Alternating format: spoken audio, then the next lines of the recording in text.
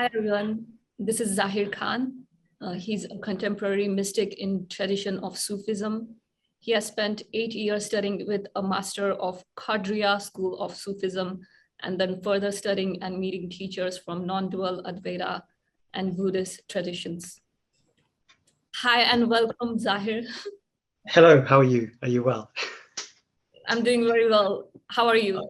I'm good. We finally got here because I think we've been like doing the dance, but we're here now. And, obviously, let's see what happens this evening and what comes out in the talk and whatnot. So, yeah, I'm really happy to be here and very grateful for the opportunity to obviously speak. So, thank you.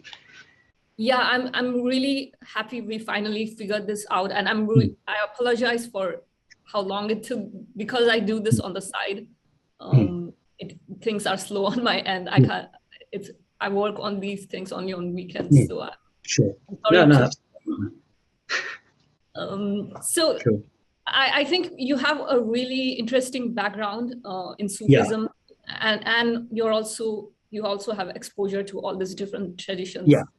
So I was thinking maybe first we could start with Sufism teachings, and then we could move on to talking about your own awakening and your own great journey, how you got started in this. I'll kind of mix the two together because I think that's probably going to be the best way to answer it. I had absolutely no inkling on spirituality or anything like that, let alone Sufism or anything like that. My journey literally started because I enjoyed something called Qawwali music, which is this devotional form of music which is really popular in the Indian subcontinent. And I was told that a certain Qawwali artist was going to be coming to a town near London, and if I wanted to go along, and I snapped up the opportunity. It was there that I met my teacher, who was going to become my teacher for the next 8 years. And I had no idea about Sufism. I had no idea there were different schools. I had no idea about lineages or methodology or anything.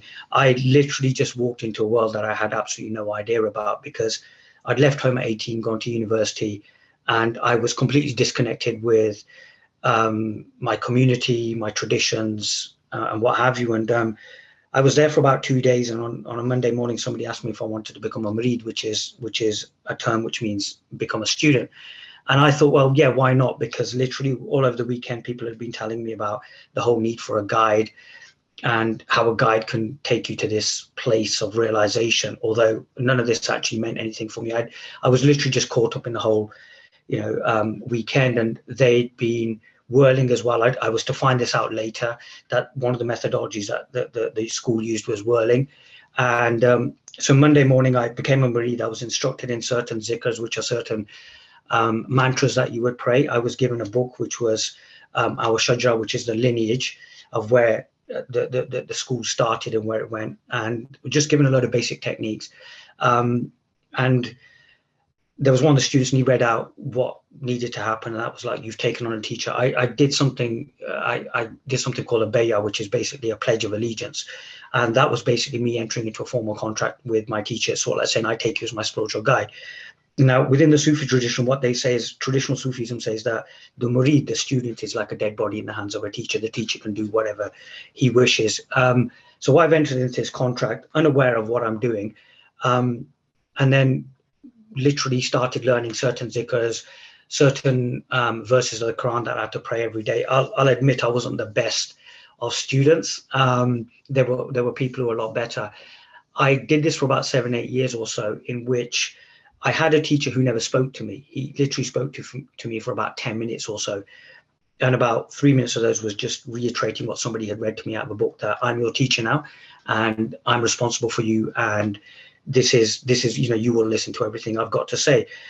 It was, now that I look back on it, a complete blessing, because rather than having everything told to me about so-and-so Sufi came down the Silk Road and came to India and he did this, or so-and-so Sufi did this, or this is what this zikr means, or this is what this means and everything.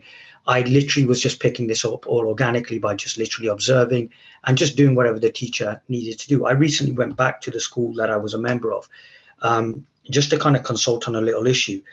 And I literally walked in and said, we are taught in a way where we don't realize we're being taught. So it wasn't structured teaching. It was a very old methodology whereby just being in the company of the teacher, doing what the teacher is asking you to do, talking to the senior students in the school, literally was my education. What was really interesting was that after meeting my teacher, he'd come from Pakistan for about 2 weeks or so. And after meeting him, I remember going back home, and I'm originally from a town called Coventry in the United Kingdom. And I just went to the local library, and over about 4 or 5 days, I read about 11 books on Sufism, from people like Sheikh Nazim, who is a Naqshbandi Sufi, Idris Shah, who everybody knows, and just whatever I could get my hands on. So I learned about the classical Sufism, the characters like Ibn Arabi and Rumi, Imam Rasul Halaj, and how they had undertaken their journeys. And then I started learning about the schools. So the schools are known as tariqas, and there was like 5 main schools. And the school that I was involved was almost in a sense like a merger of all these different schools. So I was technically being instructed in Qadri methods, Sarvardi, Naqshbandi, Abu Alai, and Chishti. And that basically meant a lot of different methods were brought in. So our school used music. So we used Qawwali. We also used whirling. We call it the raqs and everything. So that was a method as well. We also used certain breathing techniques as well. And we were also told that we should also pray 5 times a day as well, and also keep up our duties as Muslims as well. And that was very much the influence of the Naqshbandi school. So it was an amalgam of ideas. And what was really interesting, rather than being told this, oh, this is what we're going to do, and this is what we're going to do, and this is what this is, you literally just trusted, but without realizing you were trusting. You just were in the company of the teacher. Now, I was terrified and also completely in awe of my teacher, because he was just this larger than life character.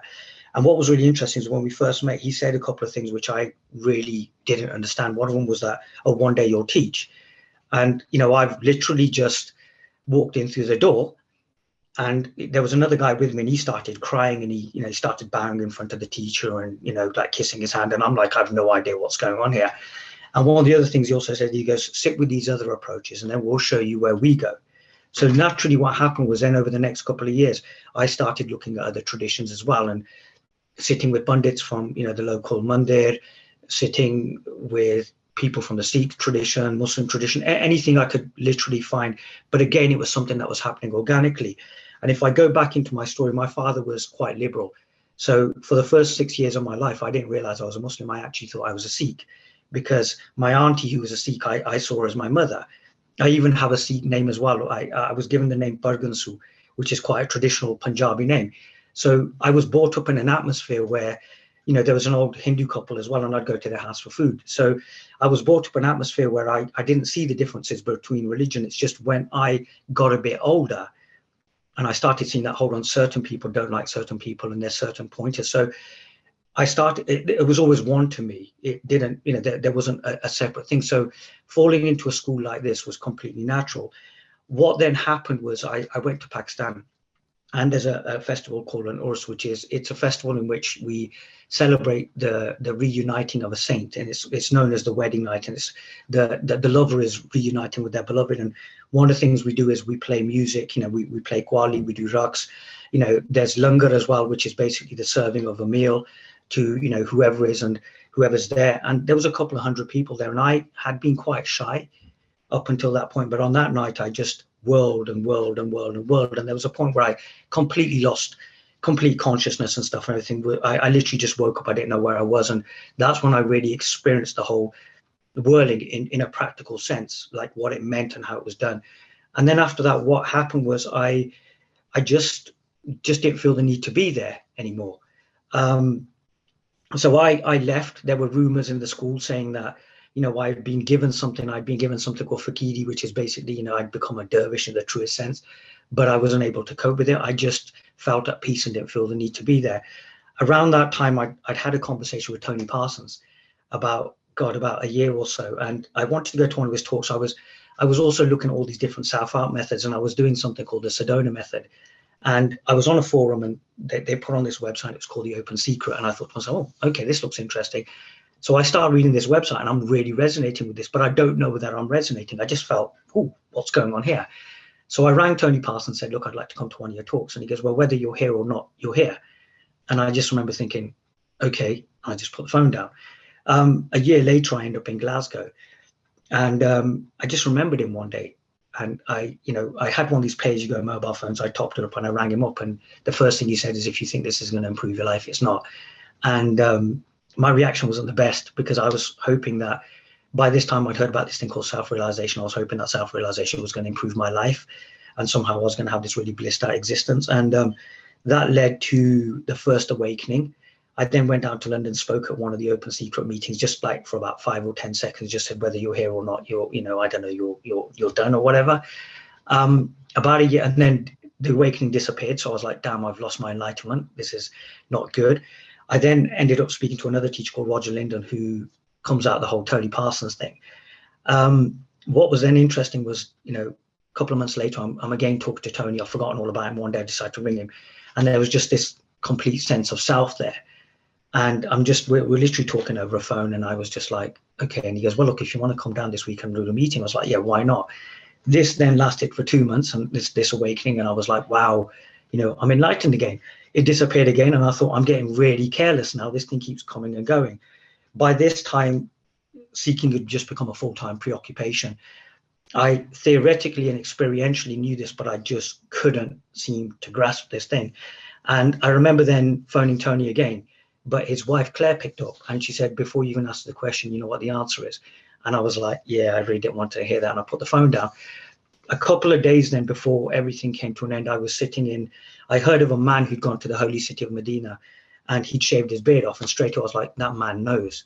So I rang this guy up. I said, look, can I come and see you? He was like, yeah, cool. When do you want to come and see me? He was a young lad. And I said, look, I'll come and see you at 10 o'clock. So him and his entire Sangha are literally waiting for me at 10 o'clock in the morning, and I walk in through the door at 10 o'clock at night. And literally he was like, ask me whatever you want. And I was like, I'm just watching this reality, which is probably the best way to put it. A couple of days later, I was just sitting on the sofa, and I realized that everybody was saying the same thing. There was a phrase that I'd heard everybody say, from Tony to Roger to my teacher to this young teacher as well. And then there was just this sense of whirling that was occurring in me. And then I just stopped. So I was just sitting on a sofa. I stopped. My friends turned up, and they bought some food, and they were like, look, would you like some food? And I was like, look, guys, I'm done. And then 3 months later, I started speaking. I was very, very non-dual about it all. Everything was just happening. It was all very it's just this. There is no other, and all of this stuff. And then over the years, what happened was the Sufism thing started creeping in. People started asking me about Sufism. So now what's happening is despite my best attempts to not talk about this stuff and to generally try and self-sabotage all of this, I now find myself talking from almost like a combination of Sufism and non-duality, because to me, it's actually one and the same. But what's happening now is that there's terms coming in as well. And now as I look at the history of Sufism as well, and we look at the history of Advaita, they have come together at points and literally sat and discussed and realized they're saying the same thing. So it's about really just highlighting that we're all saying the same thing. And it doesn't matter if I say, I'm going to go through the maqam of fanafiship, which is annihilation into the teacher, or I say awakening, we're actually pointing to the same thing. So it's creating an interesting conversation, because this is not a strictly non-dual conversation, and it's not a strictly Sufi conversation as well, but bits keep coming in, and somehow it makes sense. So yeah, that's what I'm doing at the moment. And your seeking phase, how long did it last? Did it take you years to come to this real? I started at the age of 23. That was, I wasn't serious. I wasn't serious at all. I think it really kicked into gear when I went up to Scotland, but then it was literally over in about a year and a half, 2 years, because I literally just caught fire. I just needed to know this thing, and it just became a preoccupation. Like I was working, I was literally walking in and out of jobs because I just couldn't hold anything down, because this had literally taken over my life. So when I literally got serious about it, it was literally about a year or two or so, possibly even 3. But what I found was, it's just time just seemed to just disappear in that time. I was literally just bumping into every mystic, dervish, non-duality people, Buddhists and everything. But rather than sitting there and kind of like saying, okay, give me a book to read and everything, it was just being in the presence of these people and just literally being able to just be there was kind of showing me something else. And I think that's what's it, and it's affected my communication, because for many, many years, I really wanted to come down to London and go to these great meetings that I'd heard about. And I wanted to sit with these teachers and I wanted to do these retreats, but I wasn't able to do so, which in retrospect was the best thing for me, because it meant that I didn't get caught in any one particular approach. I'll talk about the love and the beloved, but at the same time, I'll say it's just this as well. But it all depends on what's happening in the moment, and it literally also depends about the person in front of you. You'll get the conversation out of me if you want, and if you don't, then you won't. I'll just literally just say whatever you need to say. Really. So yeah, it's crazy. Yeah. And what are like the main parallels you notice between the modern non-duality and Sufism? Right. Yes. Non-duality and Sufism, is there really much of a difference? I'd say Sufism is a bit more expansive, because it also, with non-duality, my understanding of it is just it's all one. And the funny thing is, it's like I kind of almost find like, yeah, okay, that's kind of with Sufism. I mean, there's the approach in Sufism which would encapsulate non-duality is Wahdat al-Wujud, which is this oneness of being, and it was popularized by a Sufi called Ibn Arabi.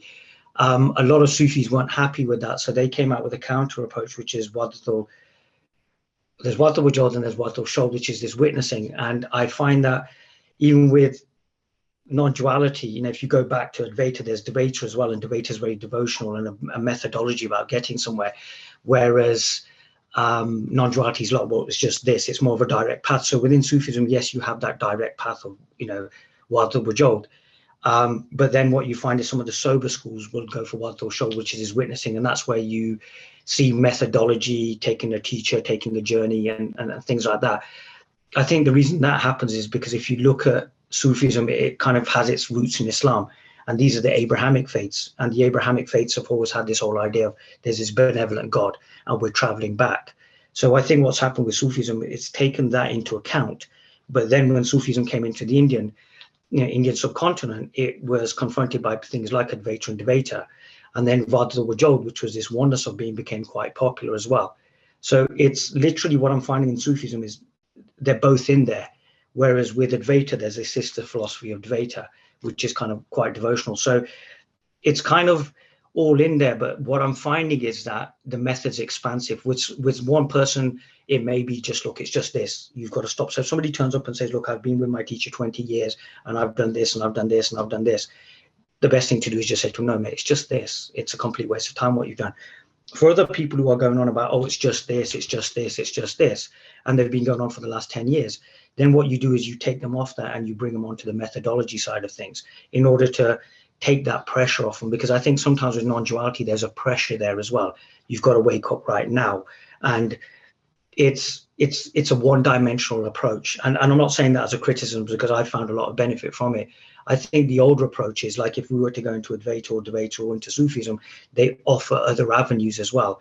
So had I sat with my teacher who was from Pakistan and didn't understand my language because I couldn't speak my language properly, we probably wouldn't have got very far if it had been like a satsang or as we call it, a sohbat.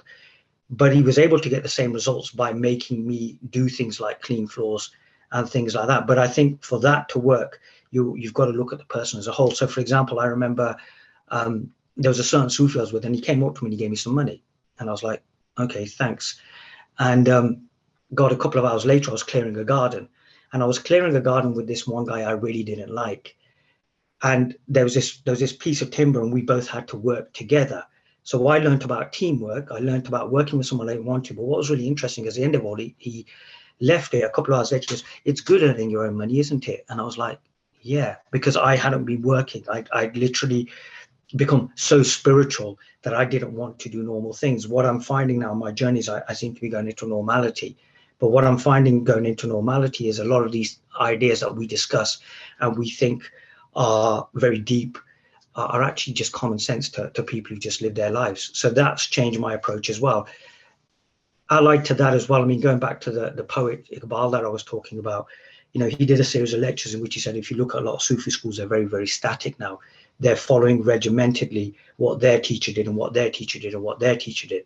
And in that sense, they're completely out of touch with what's happening. And what I found is Sufism, like Advaita, has changed. So for example, you have the Inayati school. And with the Inayati schools, some Sufis will say you have to be a Muslim to be a Sufi. with the United School, which is a branch of the Chishti school, which is, I think it's headed by someone called Zahir Khan now at the moment. They're of the opinion that Sufism is universal and it's open to everybody, regardless of what your faith is. And I kind of feel that, you know, Sufism, Advaita, and in its current form, even non-duality will just keep mutating and keep changing. If it goes static, that's when you've got the beginning of a religion going on. When we start taking terms and turning the terms into God, and we start saying, well, no, this is the right way, it's the only way, then we're on our way to today's point, it becomes tomorrow's religion and stuff. And I think that's where we have to destroy that. That's why with Sufism, there's two forms of Sufism. There's a one that people understand, and there's one that is nameless and formless. You know, there's a very famous Sufi once stated, a reality with no name is now a name with no reality. And if we go to the reality-based, then there is no such a thing as Sufism. There is no such a thing as non-duality. But when we are in that place of nothingness, that's when, yes, you're a non-dualist and you're a Sufi and you're a yogi and you're a Buddhist as well. So these are just terms. So technically, everybody you've interviewed up until this point has been a Sufi, but they've also been a yogi and they've also been a Buddhist, because they've let go of terms. By ceasing, you become. But by letting go, you become. So yeah, that's what I've started kind of deepening with Sufism about, because to me there isn't really much that can be said about it. Yes, we can tell the stories. I can tell a Maulana Nasruddin story now, but that again is another teaching as well, because one of the things they do in Sufism is they use storytelling, and you know that was evidenced by books like The 1001 Nights, which is just this huge story, but it's actually a teaching tale. Poetry is also used as well, which is why Rumi, in a state of ecstasy, composed the Masnavi. And again, these are just ways of pointing back. Movement, again, you know, you have yoga, you know, there's whirling, and it's literally a methodology. Sometimes we need to move people physically, sometimes we need to move people emotionally, and poetry is absolutely wonderful for doing that. Sometimes you need to tell a story, because then what happens is the mind is looking for answers there, so you start telling them a story. You know, it's kind of crazy. I created a character at one of my talks. I started talking about a man called Bob, and I kind of said Bob was a friend of mine. He was a fisherman, and what was really funny was I was like, oh, here he goes. He's telling a story. It's something that Sufis do, and Bob became an entire character. He became a fisherman. Me and Bob were friends and everything. And then I started confessing that Bob was actually, you know, fighting a sea monster and everything. And what was really interesting is by the end of the summer, there was one lady at talks who just went, thank you, I've just realized that monsters don't exist, because that was her trauma.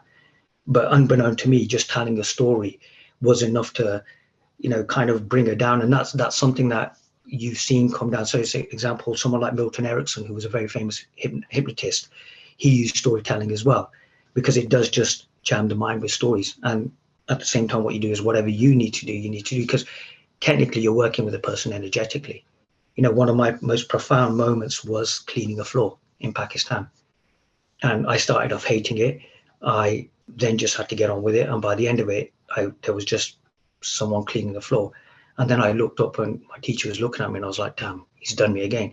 But that led to me spending an entire night whirling and really connecting with myself. So it was, for me, it was the physical side of things. Because when I started whirling, that sense of self just started expanding outwards, and I just wanted to let go. There wasn't anybody trying to hold on then. And I just wanted this just to be gone. Like, I didn't want to be stuck in this body. I just wanted this expanse. And I remember just coming back, and there wasn't this separation as such, but I didn't have those terms then. So I didn't know about consciousness and awareness and separation. I still don't know what they mean. I was experiencing. So it was a reality with no name. Now, yes, I can talk about the fact that, you know, Ibn Arabi wrote that poem, and, you know, the religious clerics of the day called him a heretic, and then he used the Quran to justify his position and stuff. But these are only if they're needed and stuff, because sometimes what can happen is any of these things I'm talking about, we can get addicted to. So I knew a man who so got addicted to whirling that he would just whirl all the time. But by then it was completely and utterly inefficient for him, because the whirling had become his crutch. Or people who you'll go to see, and they'll just sit there, they'll tell stories all night, but you need to go past that story. Now, this is why there was a beautiful incident, and as I tell this story, I'm actually contradicting myself, with Rumi's teacher, who they said he was sitting in a gathering, and a man started telling stories and using all this poetry, to which, you know, Shams said, you know, why do you talk of the condition of your heart with the words of others? Which is what Rumi said when he said, unfold your own legend. So the whole thing is to say, what are you saying now? What's your legend? What are you saying? What's your poetry? What's your love? So that's where you find your own way of communicating. You find what works for you. Because I remember when I did my first talk and I was mortified because I wanted to sound like a non-dual teacher. I was like, and Rumi started coming out and I started talking about poetry and I spoke too fast. And then I think I swore at a few people as well. And I was like, oh God, what am I doing? But over time, I realized it was me. You know, the end of this is the realization of you as you actually are. And that's where you become your expression. So yeah, I can be non-dual, but then at the same time, now recently people want to hear about Sufism, but it's like, well, what do you want to hear about Sufism? And then, there was that question about dreams that, you sent to me. Well, that's not something that would be welcome in the whole non-dual community. And yet with the whole thing about dreams, I remember sitting with my teacher and he said that the Grand Sheikh of our school was a man called Sufi Naqibullah Shah Sahib, and he was this towering influence on Sufism in the Indian subcontinent. And he had a crisis of faith, had a complete crisis of faith, prayed to God in a state of desperation, which doesn't make sense because guess what? It's just this. And he said, look, if I don't meet my teacher tomorrow, I'm going to leave the faith. I'm leaving everything. I'm going to become a heretic. I'm going to become a disbeliever. And he goes to bed. He has this dream of a man on a bicycle. And the man on the bicycle comes up to him and gives him an apple, right? So he gets up in the morning. I mean, it's common. It's just a dream. He gets up in the morning and, he goes for a walk and all of a sudden, lo and behold, there's that man. So the man comes up to him and just like smiles at him. And then he goes, oh yeah, you need this as well. And he pulls out the apple. That's how he recognized his teacher. So what I've found is everything has its place. Once upon a time, it was very black and white. It's just this and it's just this. Now I realize, yes, there's so many different ways that this reality is communicating to us. And it is literally, there is this whole lover and beloved thing going on. And yes, okay, it is just all one, but we're here. The Sufis say, granted, the world is an illusion, but we still have to live in it. And we see that in non-duality teachers as well. They know it's an illusion, but they're doing very good work. And it's literally about how do we live here? And that's where certain things that we were taught, that the school that I was with, it wasn't just about the spiritual side. It was also about giving people the necessary skill sets to live their lives as well. And I was watching an interview with, I think, Swami Sarvapriyananda, and he said the same thing as well. In traditional Advaita, there's other things as well that we look at, like the character of the individual as well. And I think this is why when Sufism and Advaita met, it was seen that it's actually one approach, because it's not just a spiritual experience, it's also building the character as well. It's also building the individual. It's also really being able to handle any problem, because most people coming through the door do not want to wake up. Most people have another issue, but enlightenment has become such a huge thing that, when we have problems, I just want to be free. I just want to enlighten. And it may just mean something else. And what I found with traditional teachers is, because they've had this methodology that they've been using for thousands and thousands and thousands of years, and it works, they can identify what the problem is straight away. And I saw that in my early years.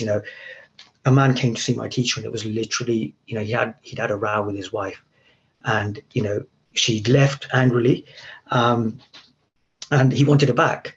And what was really, really interesting is, like, I remember my teacher just making him come and see him so many times, and then he goes, look, the reality is all the bank accounts are in her name, and that's what he wants. And he goes, but he'll come tomorrow and he'll tell us that. And he came in the next day, and he just, in this state of desperation, he goes, look, I want her back because all the money's in her name. And I was like, so what you find is some of the older methods will get to the actual heart of the matter. He turned up Babaji, Asi Tuadena Benachania translation, I just want to sit with you, I want to sit in your presence. So what you'll find is the older teachers, the older ways, and that's when you go into Advaita and Sufism and stuff, they're a bit more wily. They kind of know, and to a certain extent within non-duality as well. And I think what will happen as non-duality kind of matures, it will start bringing other things in as well. At the moment, there's a direct path, there's only this. But what I've found is as you go further on, you start looking at it from different angles. It's like, you have a diamond. You're not going to look at it from one angle. And what you do is you'll find that you'll get different aspects of it. But then when you open your eyes, you'll see it's a complete whole. The Sufis tell a story of men who were taken into a room, and there was an elephant, but they were blindfolded. And each person touched a different part of the elephant, and then they left the room and they described what they were. All these different pointers are literally that elephant in the room that we're touching different, like parts of them, going, oh yeah, but look, here's a trunk or here's a tail. And these traditional approaches are literally about taking the blindfold off and saying, oh, can you not see that that's in its entirety? And that's where I think this kind of combination thing is happening with me, but there seems to be a movement towards talking about Sufism, but in a demystified way, because unfortunately the image is very romanticized. It's all very 1001 Nights. It's all very, beards and whirling, and it's all very roomy and stuff. And if we go by that logic, Sufism hasn't changed since thousands of years ago, but it's a living reality. It adapts. A Sufi in India will be dressed in one way, a Sufi in London will be dressed a different way. I remember when I first met my teacher, I was like, he had long hair and he had a beard, and I was like, wow, this gives me an excuse to grow long hair. It's obviously gone south now. And I said, look, can I grow my hair and can I have a beard? He goes, no, don't be silly. You'll never get married if you have a beard. And it was weird. I was just like, thanks for that, mate. Because you're meant to be giving me spiritual instruction about how to become this holy person. And he's like, no, don't grow a beard. You're never going to get married. And the reality is, yeah, he was right. So what's speaking at that point, and who's speaking, of what, where's it coming from? And that's when it gets interesting. They're the questions we need to, but that's when we go into this reality with no name. That's when it gets really exciting. So yeah. It's interesting you mentioned about understanding the real life problems, because I heard some other teachers speak about that too, diagnosing the right problem instead of giving like an ultimate solution to everyone. Yeah, the ultimate solution is just this, or it's but that one size doesn't fit all. And I think even within the whole non-duality community as well, people know that it isn't a case of one size fits all.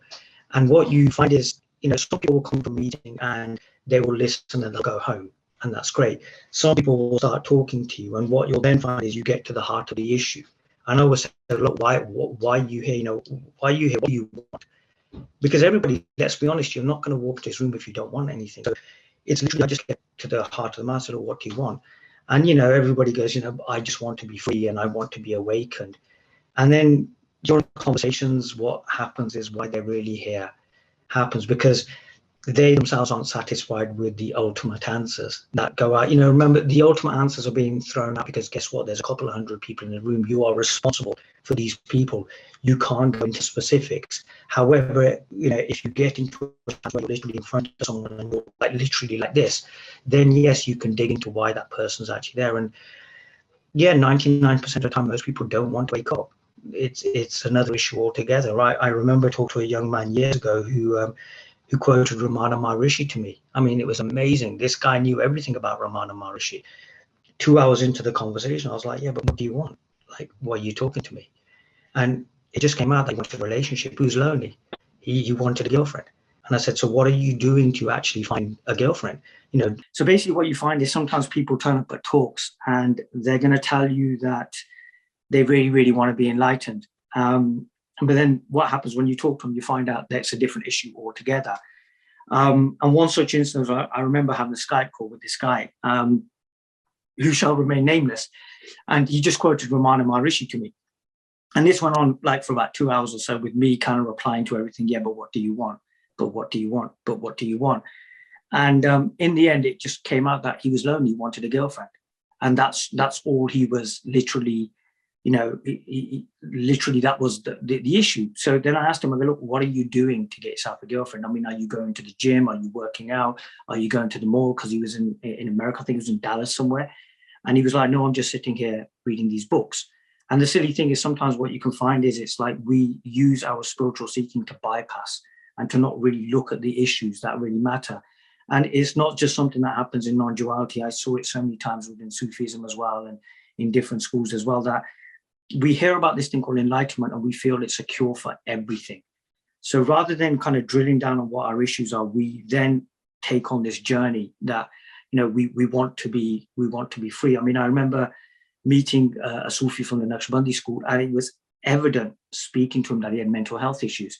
However, he'd walked into the gathering and the teacher had said, I can turn you into so-and-so. And he'd just gone for it. And the only benefit he was getting from being with that school was that his behavior was such that had he not been wearing the uniform of that school, he would have got himself in trouble. But in terms of, was he really in need of some sort of spiritual awakening? I think he was really more in need for, for counseling or like mental health kind of, I don't know, psychotherapy or something like that. But the thing is, with this whole thing about enlightenment, it's such a catch-all that it just puts everybody into this position where they're, oh yeah, I've got to wake up, and then everybody forms ludicrous ideas. And that was one of the things I didn't hear about this term called enlightenment or self-realization until I literally left the school. Prior to that, it was like, you had this teacher, and the way it works is, your teacher was everything to you. So the old man who was teaching me, it was, I wrote a book called Reflections, and I call him the fake who was real. And it was because what I found is the further I've gone down the path, the more a lot of what he said to me now makes sense. And yet there was a time when I was just like, this guy's a charlatan. But the thing you find with things like Advaita and Sufism and the Indian subcontinent, it's a very deeper version. And what you found now as it's traveled to the West is it's a bit more simplified, whereas if you look at students in India and Pakistan, they will be treated a different way to how Western students are treated. So, for example, I remember first time I saw my teacher, I'd walked into a room, and the koalas were there, and they started playing. One of the men started kind of like literally physically jerking, like he just started having this kind of spasm. And I remember the teacher just picking up a piece of fruit and throwing it at him and hitting him in the face with it. And I remember just going, what the hell? But I remember him then turning around and he said, don't worry, I'm never going to hit you. And I thought, that's an odd statement to make. But I found even the methodology changes as well. But that's something that I can speak about because I'm cross-cultural. My parents are from there, so I understand the mentality. So you will even see that the methodology varies. So, I mean, a good example of that was like if you see someone like J. Krishnamurti in the West was a speaker, and it was all very contemporary and what have you. And yet in India, he was seen as a holy man. People would kiss his hands and they'd want him to heal him because they believed he was a healer. So the teaching has to kind of change as and where you are. I remember going to a place called Multan in Pakistan. It's known as the city of Sufis. It has got over about 140, 50 shrines. And prior to myself going, I remember talking to a Sufi, and he goes, when you get there, grow a beard and wander around and have a stick and all of this stuff and everything. And I got there and everybody had a beard and everybody had a stick and everybody was going to shrines. And I found out what made me stick out was just me being me, like talking in English and, going down to the local restaurant and everything. But what I found is that, yes, wherever you move, you will adapt into that environment. So yeah, in the Indian subcontinent, it's a different way. The guru system works very well there because of the mentality of the people. We will do seva, we will do khidmat and everything. We don't have that situation here in the West because, there's this whole example, I don't know, I'll just go into the whole debate of charging. And, here teachers charge and what have you. In India, we don't do that. And the whole reason for that is because there is that whole system of khidmat of the teacher going there, taking care of the teacher, going and cleaning the house and what have you. And that's something that doesn't happen in the West. So some of the ideas that have been transported over are completely right, but I've misunderstood slightly as to why, we're doing it like this here and doing it like that, because any kind of a teaching, it's like I now know Sufis who are now doing organized events, whereas once upon a time, the early Sufis who came over in the 60s and 70s, sitting in a living room somewhere talking to somebody. But now it's adapting, even like interviews and what have you. I know for a fact that a lot of teachers outside would probably not want to do anything like this. It doesn't make sense for them.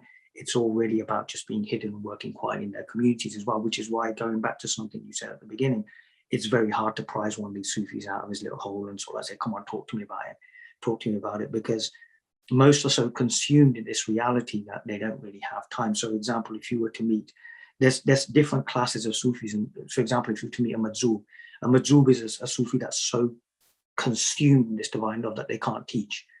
And they're just ecstatic all the time. And then you'll have someone like a dervish who can teach. And then you'll have a fakir, and that traditionally goes back to someone who has, makes his like sustenance by, like begging and teaching and what have you. So there's, and no doubt the same thing's happening with Advaita as well, because as we're in different stages, we're teaching a different. So for example, at this moment in time, this is completely right. I recently, like I said, I went back to the Markaz, which is like the headquarters of the school. And I literally was like, look, my teacher has now been bailed. Is my bet, which was my pledge of allegiance, is it still valid? And they were like, of course, even though your teacher's bailed, you're still with us. And I literally said, look, this is what I'm now doing. And, presented them with a copy of the book and everything. And literally the teacher just smiled and goes, go with the flow.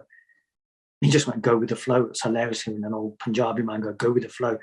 And but at the same time, he said, look, if you want to teach tradition, you'll have to come back here, and then you'll have to get permission, and you will have to do it this way, and just basically have a weekly zikr session, read out the shajara and everything. But that's when, I can imagine the kind of people I've been talking to. So you do adapt. You adapt to the people in front of you. Like, I don't make claims of being a Sufi.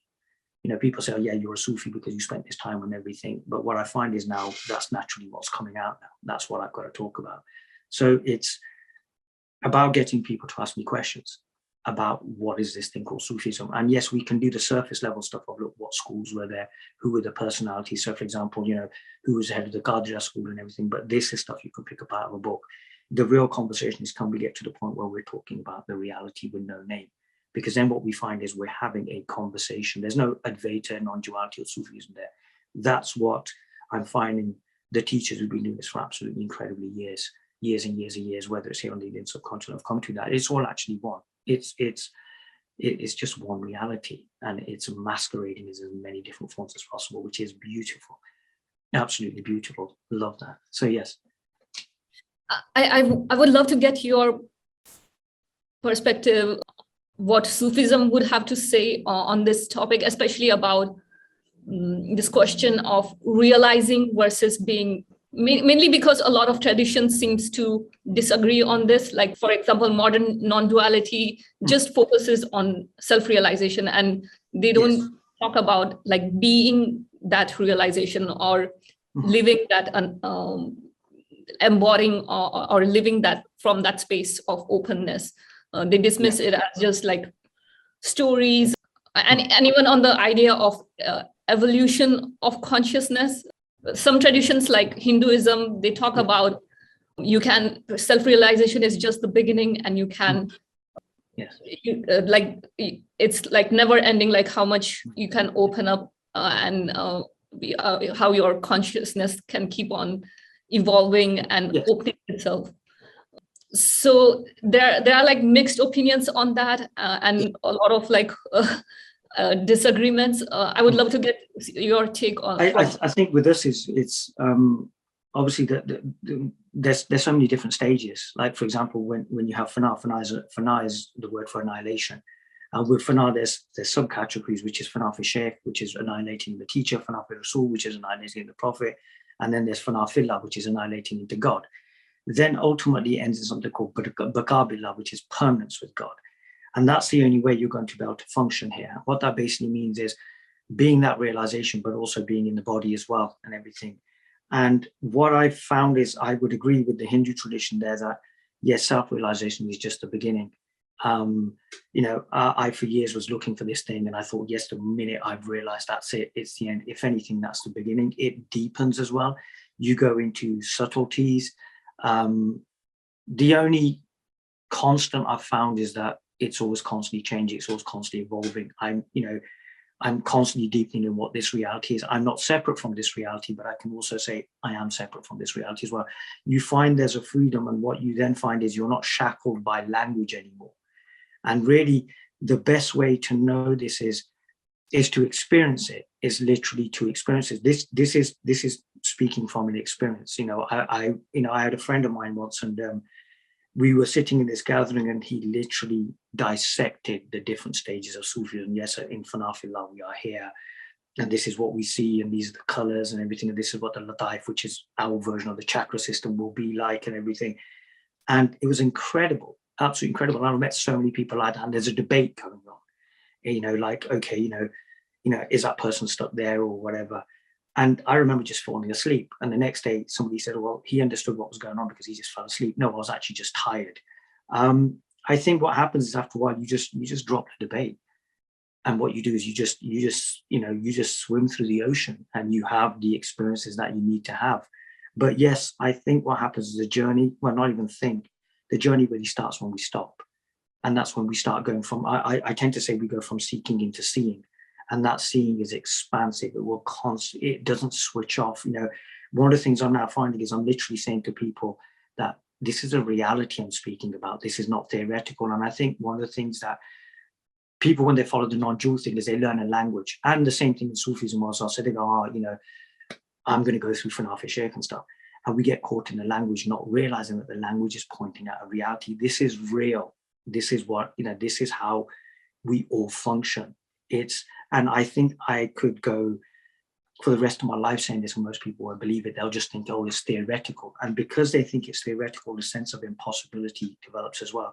So when we hear the stories of that great Sufi who went down the Silk Road and then he whirled in a state of ecstasy, or Amir Khusro composing those 9 lines of poetry, or we hear about Ramana Maharishi sitting under a tree, sitting at at the bottom of Runshala, we create a sense of impossibility, and it's about demystifying that, saying, no, guys, it's not like that. You know, I tell my story. Look, I wasn't born, you know, in India somewhere. You know, when I was born, no sheikh came to the door and said to my parents, your son will be a teacher or anything. I was born in a maternity ward in in my hometown of Coventry, to a working class family. Nobody turned up and everything. I led a pretty ordinary life. I was then with a Sufi sheikh for 8 years and completely got it wrong. You know, I couldn't even do the simplest of things. And yet somehow, with possibly being a bit honest with myself and kind of, because the biggest shift for me was when one day I went, I want what he has. Why was I hanging around this teacher? Why was I sitting around this teacher if I didn't want to know what he knew? And I think it's whether we can be honest with ourselves. And you see it within Sufism as well. You see it within the Murids. You know, the amount of Murids I met who said, oh no, we are just here to be of service and we are just the dirt under the teacher's feet. You're lying. Please, you're lying. You want to know what he knows. That's why in the room. And I think when we get to that point, we have to be uncomfortable. When we get engaged into debates, we're literally kind of holding ourselves back. I say, look, stop debating, let go, go forward, see what you see.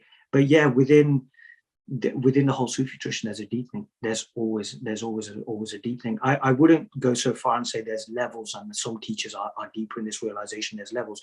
I don't think that, but what you will find is I will automatically, if I see what I would term the elder on the path, I will literally step away and let them talk. So, you know, a really beautiful example of that is when I went back to the old school. It was a day before I was releasing my first book, and I was sitting with this old Sufi. And he took a shine to me. He was like, look, I'm going to give you a lift home. I was like, no, it's cool. I'll get myself home. And whatever happened, whatever was going to leave the building, come back in. So about 4 or 5 times I've tried to leave the building, gone back, and he goes, look, I'm taking you home. So we're sat outside my house at 1:30 in the morning, and I'm discussing the situation with him. And his understanding and his advice on the situation blew my brain away, because it was so subtle, it was so beautiful. He'd gone deeper into this thing. So here's me planning death and destruction. And he's like, no, you have to love these people. And I just thought, there's nothing I can do. There's nothing I can say. And I'm not saying that, yes, because he was on some other level, but yes, realization is the end, but it's also the beginning. But then that beginning deepens and it deepens. It's the end of that illusory story and the whole idea that I exist and all of that stuff. But then it's a brand new story, and we're seeing that. It's like literally open your eyes and you go, wow, all of this is around me. And I witnessed that with him, because there was a deepening. You know, here was a man who wasn't teaching in any sense. You know, he runs a successful cab firm, and literally has a desk. And what happens is all manner of people turn up, and he makes them a cup of tea and he talks to them. And he's helped so many people. It's incredible. So sometimes it's not even about communicating via this. So I see that in a lot of the traditions, that I've met teachers who would not consider themselves teachers, who are just going about doing their work. And that's beautiful. And I think that happens because they realize there's a constant change, there's a constant deepening. I'm not who I am now, and I won't be this guy in about 10, 15 minutes. If I try to say, no, realization is the end, then I'm static. I'm in separation. The story has moved on. And I think that comes from an inner security. And the thing is, in all traditions, it's always about constantly swimming. It's always about constantly going through that ocean. It's always constantly about trying to get, you know, nearer and nearer to your beloved, and removing those veils, that anything that stands in the way between you and your beloved, because it's a love story. Within the Sufi tradition, we see it as a love story. You know, I think there was a very famous Sufi, I've forgotten his name, but he said, it's literally like almost 3 stages. First, there is an ashik and there's a mashuk. There is a lover and there's a beloved. And then there's just a mashuk, there is just a beloved. But there is some semblance of somebody who can say there is just you. And then there is no ashik and there's no mashuk, because there is no one to witness this anymore. it's just reality. There is no sense of anything. And I think that's what non-duality touches on. And people have woken up to that. But those who have woken up to that will no doubt stop debating about this thing and just keep deepening. You get subtler. I had the complete honor of meeting a teacher called Russell Williams, who was 96 years old when I met him. And he'd been sitting in a living room in Manchester for about 50 years talking about this reality. I walked into this talk. I don't remember hearing the word beingness or consciousness or anything. It was just a man having a conversation. I have never met anything so deep in my life, just literally. And I think when we can come at this from the ordinary, then it becomes very, very powerful. When we just allow that energy and that presence to speak, that's when it becomes powerful. When we are still trying to debate things, I think one of the reasons I kind of moved away from the non-duality thing was I just could not be bothered. And I'm not saying it's not valid. I just could not be bothered with the debates that go on about, but you use the word I, and it's like, it's a beautiful day. The sun is out. We're in love. I don't really care about that. So you find it just simplifies. Walking down the street becomes one of the most profound things in the world. I don't really want to debate then as to whether separation is going to stop at a certain point or is going to deepen. I just carry on doing what I do. And I think that just allows this opening and this expansion to carry on. And we carry on seeing that consciousness has no limits. I literally say it's a gift that keeps on giving. And if we had 7 lifetimes and we had 7 lifetimes more, we wouldn't get to the bottom of it. So why would I then limit it and say, oh no, but once I'm at the pinnacle of non-dual understanding or the pinnacle of Sufi understanding, that's it. It's not it then, because you've allowed yourself to stop and become static. This is constantly changing. It's constantly evolving. We see it in life. People grow up, they go old, they die, they're replaced and everything. Life is about change. It's about movement. Yes, we've kind of complicated and said it's a journey now and put time into it and what have you. But no, there's just this, it's change is the only constant. And yet, yeah, it's great. It's great. You just ultimately, you just fail. You just go, yeah, you just go into silence. So yeah, thank you. Yeah. Thank you for explaining that. Yeah, I feel like if that is like, and that can be verified only from a subjective experience. I think if there are states of consciousness, and if it gets more and more subtle as you deepen, there's one cons of modern non-duality is like there is room for misinterpreting that message as the end, like thinking that the end, stopping at the end. It's always been the end. It's always been the end. It's always been the end. I think what happens is, I remember when I first came across non-duality, it was amazing. I genuinely thought God was speaking to me through a PC, because I was resonating and I didn't know I didn't even know what resonating meant. And I remember, oh, absolutely, I bored my friends to death. It's just this, nothing is happening. So what are you saying, bro? What's going on? Nothing. But after a while, you start asking, well, what is nothing? When we say it's just this, what is this? And that's when we deepen in our exploration. Some people are okay with that, but I think why it's happened there, and I don't think it's anything amazing that's happened there, is because of the experiences that I grew up in. I grew up in a Muslim household, thought I was Sikh for the first 6 years of my life, and had a Hindu couple who would feed me. And to me, I didn't see a difference in faith or castes or anything. And then, I just ended up on this journey where, to me, it's just different explanations of the one reality. But I also realize how people can get caught up in a certain explanation. It's like, yes, okay, people ask me to talk about this whole Sufism thing. Do I think it's any more better or any more valid than anything else? No, I don't. I still feel that, yes, non-duality has a lot to offer. I also feel that every single pointer has a limitation, and there is no such thing as a perfect pointer. We ultimately have to let that go. The question is whether people will let go, because we now have so much resources about this now. There's interviews, there's podcasts, there's satsangs, there's mehfils. You've got a cat as well. How cool is that? I've got a cat as well, but he's like, he's away. There you go. There's your true teacher there. So yeah. What's your cat called? Sod the spiritual stuff. Archie. Archie. I've got a Garfield. Garfield's like, he's in that case and stuff. But he's taught me a lot. But yeah. I think it's always got to be from the experience. It's got to be from the experience. But But then the question is, and I love the non-dual question, well, who's the experience happening to? And that's when it gets really interesting, because that is designed to just stop. But then when we stop, that's when we actually start, because we do go from seeking something to seeing something. And that's when it becomes really interesting. I was wondering, it was like this kind of shadow, and I'm like, oh, there's a cat wandering around the screen. So yeah. And speaking about consciousness, Zahir, Yes. I would love to get Sufism, what Sufism has to say about dream state consciousness, because it seems like some Sufis talk about how dreams can be significant in an individual's progress. There's a really good book called Sufism. It was written by a guy called Sheikh Fadlallah Hari, and I remember dreams play a pretty big part. You know, the amount of people. I mean, in our tradition, I remember like people used to say that the devil can come to you in any form, but he can't come to you in the form of, I believe it was the prophet, and also in the form of your teacher. So if your teacher appears in your dream, you will have messages and stuff. I myself have had experience, and it's kind of really interesting, because I've never really, when you sent me that question, I thought, wow, this is kind of really cool. Because it's kind of getting me to talk about something that I thought I was never going to talk about. But yeah, I've had dreams where I've been kind of pointed to, yes, you're on the right path. I still do. I don't dream a lot, but sometimes they're just there to kind of say to me, look, you're on the right path, you're going the right way. There is also a method that we use as well to kind of like see whether the dream is true or false. And we always say that literally Muslims pray 5 prayers a day, and one is like Fajr prayer. The Fajr prayer is done around sunrise, and they say if you have a dream around that time, it's more likely to be authentic as well. So, and then there's entire books on dream interpretation as well. What happens if you see a spider? What happens if you see a snake, and all this stuff?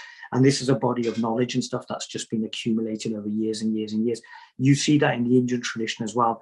What's happened is because we just want to wake up, we're not realizing that dreams can be used to show us whether we're going the right way or not. I mean, one of my most significant dreams, I wrote a book, and I talk about, there's a point where I went through a state where I was laughing and crying simultaneously, and I've turned up at home and I just looked like a mess. And I remember turning around to my mom and saying, look, take me to see this imam. And I literally had this poor fellow on his toes for about 2 days. And I walked in and I kind of went, the table is me and I'm the table. And the guy just was like, okay, I've got a live one here.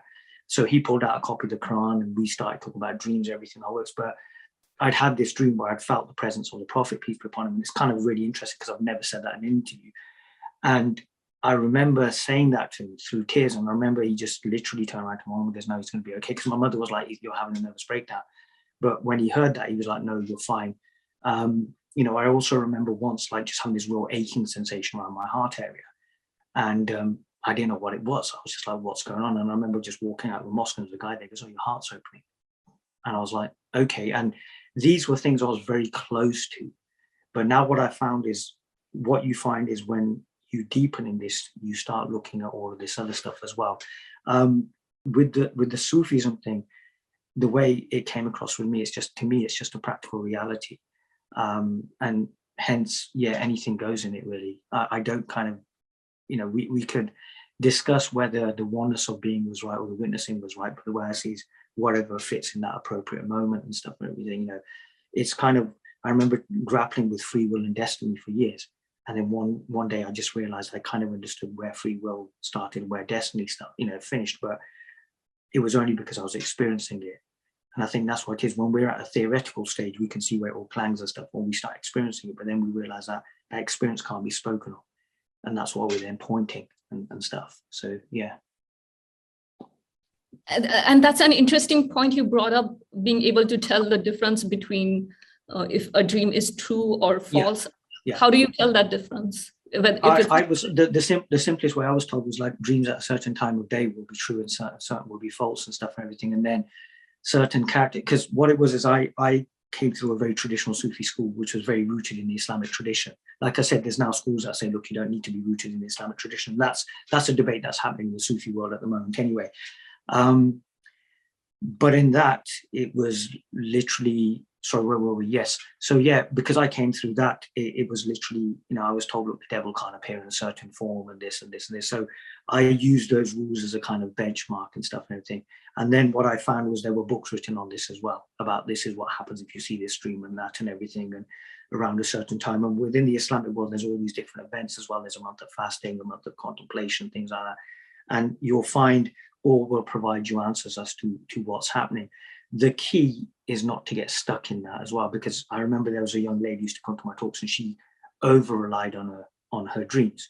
So sometimes, so we pick up this stuff very lightly and don't try to get involved in it. So I remember when she turned up and she said, look, I had this dream. And I was like, look, just put it down. So it's about sometimes picking up, because sometimes, example, if we go into coincidences and synchronicities as well, you know, I remember going to see the Sufi sheikh once, and I went, yeah, but all the signs are pointing this, and yeah, but sometimes the signs can be wrong as well. So it's about picking this stuff, but never getting attached to it. Because if you get overly attached to your dream, what you'll find is, and this happened to a friend of mine, his grandmother started having these dreams, and they completely took her to another place, into a really, really dark place. In the end, she was very paranoid about everything. Somebody spilled some milk outside, you know, her flat, and she was convinced there was magic being done on her. So we have to be, like, what I would say, sober about this stuff as well, because if we go too deeply into something, and I think this happens in everything. So example, if we go too deeply into non-duality or Sufism, we kind of open ourselves up to that point where we could literally start misinterpreting things. You know, there's a very beautiful, you know, saying by a famous Sufi who said, kill 100 ecstatic Sufis to save the one sober one. Although it's a bit of a kind of crazy one, it's like sometimes we can go too deep into our spirituality. And if we take a sober approach where we go, that tool is there and that resource is there. So when I have a dream, I've got the tools and the resources to interpret it, but not turn it into God, then I'm going to be okay, because I can then get the same information from a synchronicity, from a coincidence as well. But at the same time, I can also get that same, you know, information from cleaning a floor. Or, you know, I remember there was this beautiful moment when I was in Pakistan and I was told to go to the mosque to pray. And the village of the teacher had a mandir, a gurdwara, and a masjid. So literally it had, you know, a Hindu temple, a Sikh temple, and a Muslim temple, and saying literally all around this river. And I thought, wow, once upon a time we literally lived together. And again, that was really significant in my journey. So everything's given us signs. It's whether we will just stop and look. And that's why I'm saying when we go from seeking is like that. We just need to wake up, and we're missing everything. It's like, God, I can't believe I'm about to do this. It's like Bruce Lee in Enter the Dragon, when he goes, you know, don't concentrate on the finger, you'll miss all the heavenly glory. The heavenly glory is when we're at that point where we just stop. And then when we stop, we start seeing. So in that sense, we're all in realization. There is no such a thing as somebody who's not in realization. Everybody's realized. And we're all realized to varying degrees. And that's what creates the conversations. Because like I say to people, my perspective will always be that you're perfect and you'll tell me something's missing. And that's what causes the conversation. Ultimately, you know, the seeker's always proven wrong because it's illusory. It's not real. Yeah, I think that's a really good advice, Zahir, because sometimes we have a tendency to lock ourselves into a paradigm if that started working, because if you have few dreams that come true, but there may also be some that don't come true. So, but we have this tendency to focus only on like latching onto something that's I've got psychics around me, like it's going out of fashion at the moment. I just attract psychics. I don't know what's going on, and I can see how almost enticing it is to actually get involved in that discussion. But the thing is, it's when we start over relying on it. And what I found with going down that path now is life gives us so many tools to play with. Walking down the street, seeing that coincidence or synchronicity, having that dream, talking to that person, the amount of times I've been walking down the street, I'll get into a random conversation. I mean, I was in Devon for most of the pandemic, and I've returned to Manchester, and since I've got here, I cannot walk down the street now without getting into a conversation with somebody or another. You know, I was having lunch, a couple of weeks ago, and this guy almost climbed over the table to try and talk to me. And I was like, what is going on? And he was literally, you look really familiar to me. And I've coined this term familiars. Sometimes, somebody walks into a talk and you kind of go, there's something about you that I seem to know. And, there's a story. So there's all these things we can play with, but all we've got to do is just drop our ideas about this. When we drop our ideas, we realize it was always there. And that's when we can start. That's when real self-inquiry happens. That's when the real exploration happens. That's when, we're recognizing ourselves as this consciousness, this ocean, whatever you want to call it. And it just becomes expansive. But that's when I found that there's humility as well, because you realize how little you know. So, sitting with this elderly Sufi in his car, and he's opening up so much more for me by showing a level of compassion I'd never seen. I was like, wow, this is incredible. I'm planning death and destruction. This guy's telling me, oh no, you've got to love them. But, that person's hurt me. I want to hurt them back. And he was like, no. And I was like, wow. And it's, you find wisdom comes in all different guises. I mean, I had the complete pleasure of meeting a guy called Satish Kumar in Dartington, God, about 2-3 months ago. And this guy literally has done all these peace walks. And he left home, I don't know, at the age of 9 and became a Jain monk. And now has written all these books on, like ahimsa and pacifism and everything. And it was interesting because he was walking up and I went, that's Satish Kumar. And I don't know how I knew that. And then when he came up and I was in the car and I said, look, I know you. You're someone famous. And he goes, my name's Satish Kumar. And I literally just jumped out of the car. And I was like, sir, it is a complete honor to meet you. And we were literally talking about Kuali and how we'd been to Lahore and he met Nusrat Fateh Ali Khan. And, as he was walking away, I literally had this real urge to want to just touch his feet and ask for his blessings and stuff. And he's, he wouldn't say yes on this realized master, but there was a wisdom, there was this greatness around him. And I didn't go up to him, but he just gave me this amazing smile. We got a photo taken together. It was a real honor. But again, he was talking and I thought, wow, because he's just traveled. Sometimes a lot of what we're talking about is just pure common sense stuff, people who've been down the path and lived their lives. So the answer is to live your life. That's the grand answer. Go live your life and you will find that most of this will just naturally fall into place. That's why sometimes I can meet someone who's elderly and God, they'll tell me stuff that I'm supposed to, be telling everybody else. And to me, that's just somebody on the path a bit further down the road and you respect them because you just don't know what you're going to pick up. It's beautiful. It's absolutely beautiful. And as you pointed out, like some of these subtle information doesn't have to come through like some fancy visions or some fancy psychic dreams. It can be like something as simple as like just a simple intuition or a feeling. Yes. Oh God, yeah. I think what it is I jokingly say that spirituality is Harry Potter for grown-ups. And we want I remember when I was at my first school and people say, I had a dream last night and the teacher was in it and he flew through the air and all of this stuff. And I remember talking to one guy and he goes, such was my love for the teacher that I could say to the rain, and it would start raining. And then I would look at like some metal and say, turn to gold, it would turn to gold. And that's the real glamour stuff. Do you know what I mean? I don't think it was really happening. I think it was all a figment of his imagination. And it doesn't always have to be like that. But I think what it is spirituality is so mystical. It's like people look at me and, I remember I talked at this festival called Mindful Man. And on the first year I wore a salwar kameez. And I wore this white salwar kameez. And I remember just walking into the courtyard and I was just in this beautiful traditional white salwar kameez. And I remember this woman going, oh my God, it's like a vision. It was like an angel. And I was just wearing white. But I think that's where we have to demystify these things because those great openings are probably not as powerful or subtle as just that little understanding or just that little knowing. This makes sense. I don't know who it's making sense to, but it's making sense. And this is what I found. If you just allow yourself to be open to that and follow that, that's where you're just literally reconnecting with yourself. You're just literally diving into your own ocean of wisdom. We all know this. There is nobody out there who doesn't know this. Even this, it's not a teaching, it's a reminder. Just the word teacher is used to, I suppose, get a certain reaction, but we're just constantly reminding each other. I think Ram Dass said it beautifully. We're just walking each other home.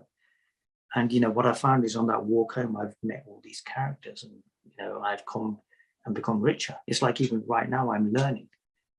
I'm literally learning. I'm thinking, wow, how cool is this? I started my day at 3:00 in the morning. It was like, I don't know how I'm going to handle this. And now I'm just like, wow, how cool is this? This is wonderful. And the conversation's going and it's wonderful. It's beautiful, If you want to get Sufi-ish about it, we're all in the tavern getting drunk and talking about our beloved and dancing or whirling, if you want to get all Sufi-ish about it. But it's just, it's beautiful. Yeah, I completely agree. Like sometimes simple and subtle can be way more powerful. Yes.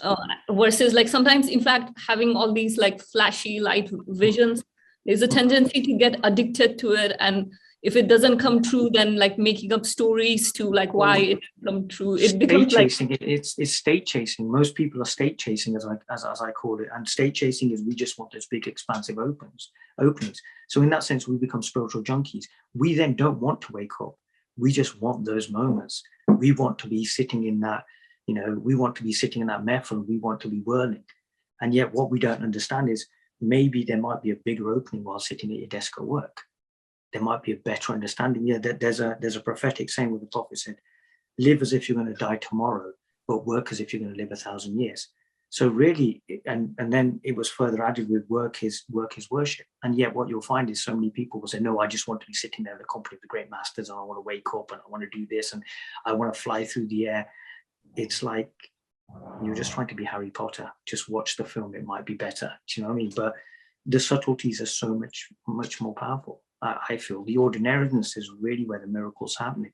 And I think that's where you start dropping things. You all of a sudden you don't want to talk about that person who did that and he flew through the air.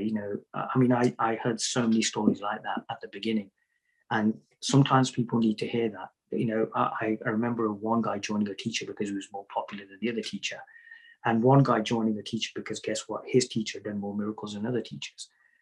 And that's okay for when we're starting, but then as we travel further, we realize that, okay, we can put this stuff down. That's the entry level stuff, I feel. That's the stuff that gets you really excited. Oh my God, do you know what I mean? What, are you trying to tell me who's flying through the air last night? Oh my God, I want to be like that as well. I want to learn how to do that. After a while, it's just enough to just walk down the street. That's enough. That, as a matter of fact, that's more than enough. Next thing I wanted to ask you about was the importance of fasting during Ramadan. Yeah. I'll just find a Muslim now and you'll do the best of the interview. Yeah. Can you share about like is that really a portal for an awakening? You can. It's really interesting you should say this.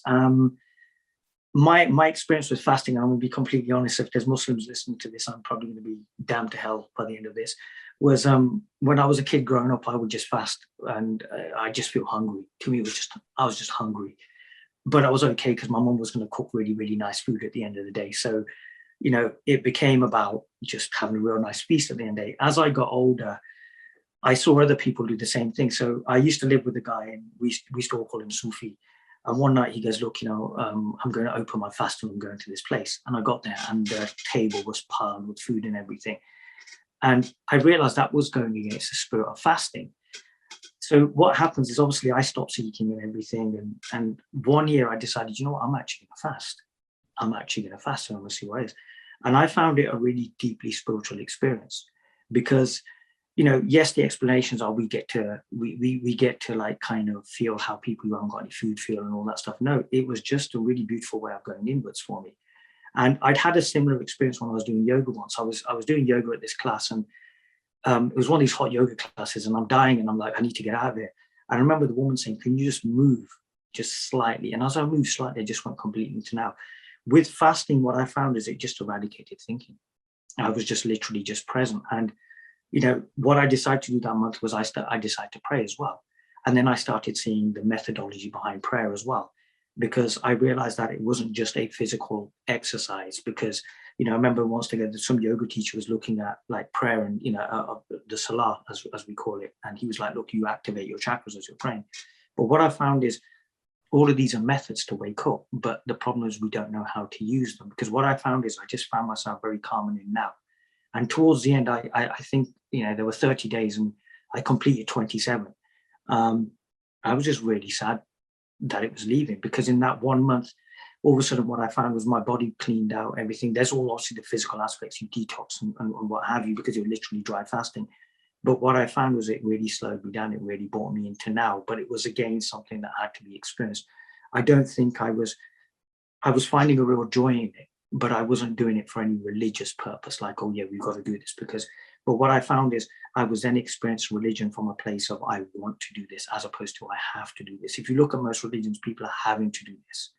And that creates a misunderstanding, I've got to pray 5 times a day, or I've got to go to the mandir and everything. But when we go from having to wanting to, that's that beginning of love.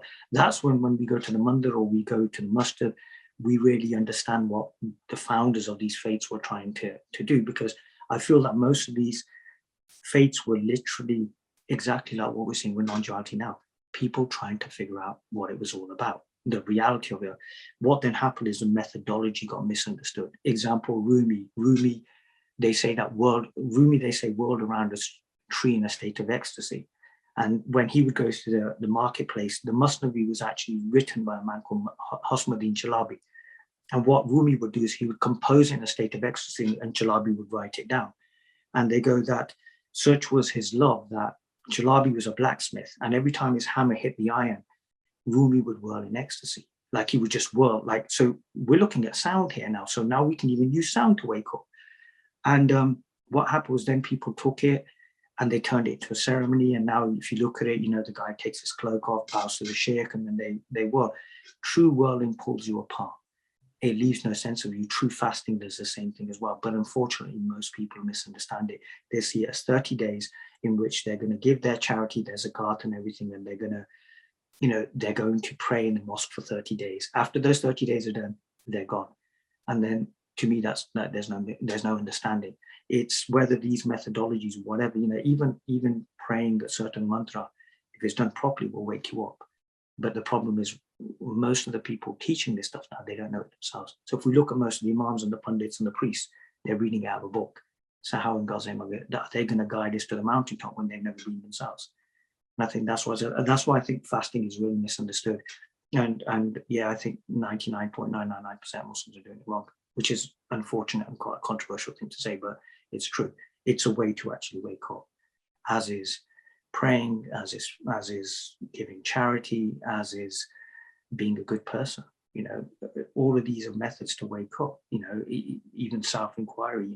There was a very famous Sufi called Bulle Shah who said, "Bulle ame ki jana mein kaun," hundreds and hundreds of years ago, which was like, I don't know who I am.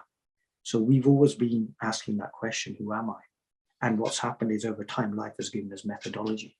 So, when I was just in that place of peace, I was just constantly deepening myself, just meeting myself, because then there wasn't the noise that was associated with all of this. Ultimately, it comes into that silence, the noise disappears, the explanation, the need to know disappears. And that's when we find ourselves home, or always. Yeah.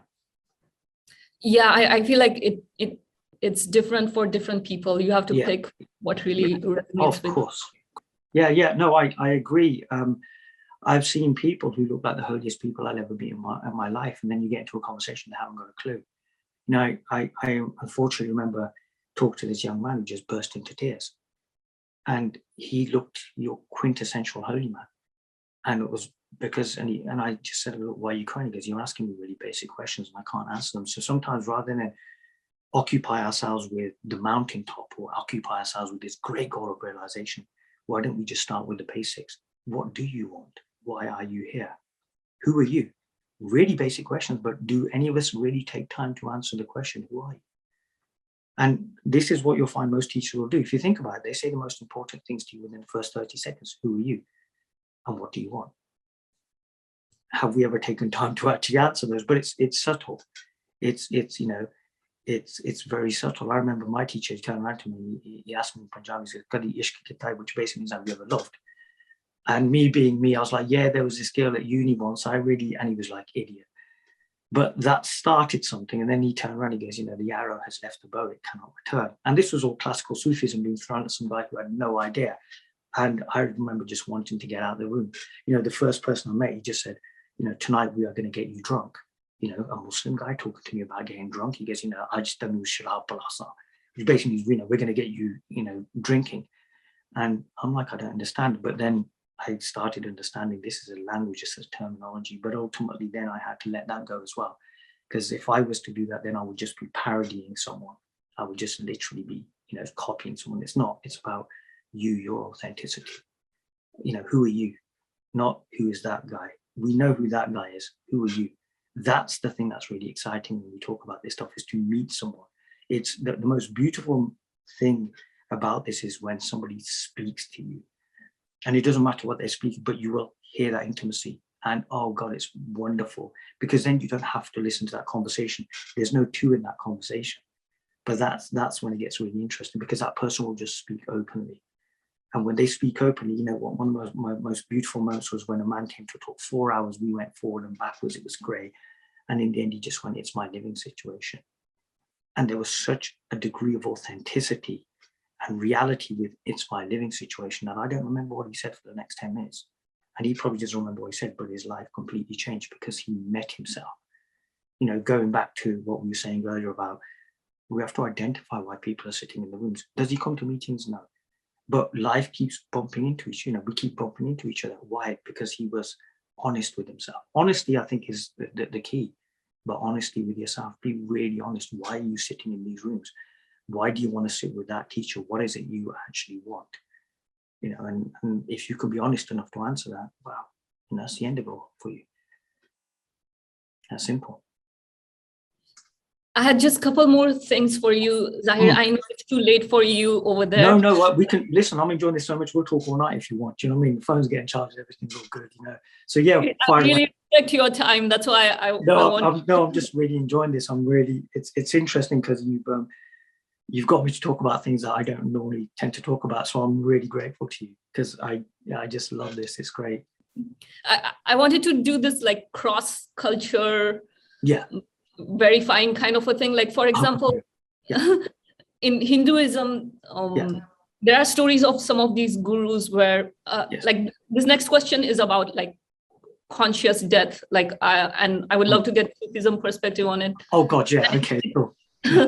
It's more inspired from some of the stories of some of these gurus, how they consciously choose the day of their death, like this is the day I'm going to decide to consciously leave. I'll do everything I want to do in this life, and I'll consciously decide to leave after so many years on this day. And there are stories about gurus being able to leave their body consciously without having to be like, because usually death is like a surprise for most of us. Like it's like a bit of an inconvenience to the day. Is it something new to that Hinduism seems to point about, like there is a way to consciously leave your body. I'm so glad you've asked this question because I know what I'm going to say. So yeah, perfect. I wanted Sufism's perspective as well as people yours. Know they're going to die. It's not just the gurus. We all know we're going to die. And I'll give you like an understanding of that. What we believe is that 40 days before you're going to die, and I don't know why the number 40 is in there, but it's significant in some way, shape or form. You know you're going to go.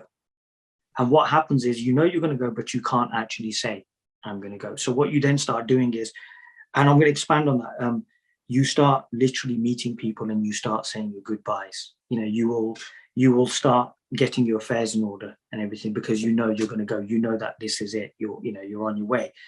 And literally what you do is you start getting your affairs in order. But it starts from literally the moment you're born. So, I remember my father passed away many, many years ago, and I've got a stepbrother in Pakistan, and he went to see him. And my father went to see him about a couple of years before his death and everything. And as he was leaving, he burst into tears. He'd never cried, like in front of his son. And he just burst into tears and stuff. And what happens afterwards, when we discussed it, we realized he was saying his goodbyes. And then what happens, he was diagnosed with cancer, or just out of the blue, it's like, oh, dad's got cancer, he's going to die. And literally afterwards, when I looked at it, it was like he already knew he was going to go. And he started getting his affairs in order. But that doesn't really answer the question totally. So we all have that ability that when we're about to go, we have this knowing. It's just sometimes not verbalized. With the whole guru thing, I think, and again, this is kind of backing up a lot of what I'm saying is, in these places, the traditions have gone so deeply that these abilities are there to know. These abilities are also there to be able to do as well. So, for example, if we look at Bikram Yoga, the teacher of Bikram Yoga was a guy called Vishnu Ghosh, who induced a heart attack because it was like the easiest way to go. And I believe, and I'm going to say this, but I'm not 100%, but I believe even Rumi literally chose when he was going to go. And it was like literally, okay. And I've heard about this of teachers just kind of stopping and then just disappearing and kind of going, right, that's it, I'm done. How much of it is under our conscious control is debatable. I don't think it's under our control at all. Because if you are a guru, then there's no sense of you in that traditional sense of an individual who can make a decision. I think it appears like they know. But I think, again, and that's me contradicting my position again, which is really, really cool. I think there's this knowing, but the knowing's with everybody. But I think that we're going to go, but we don't get to choose. We don't get to choose. It sometimes appears like we're getting to choose, but and if it appears as to, if it appears that we're getting to choose, I would say what reality is sitting there, like what is actually sitting there, because there was a series of sayings from the Prophet, and one of them was that when a servant becomes mine, I become the eyes that he sees with, the ears that he hears with, and the mouth that he speaks with. And I think when we have those situations where it appears that the guru knew he was going, I would ask what reality is sitting there, because I would say that if we look at the guru as an individual, as a separate self, no.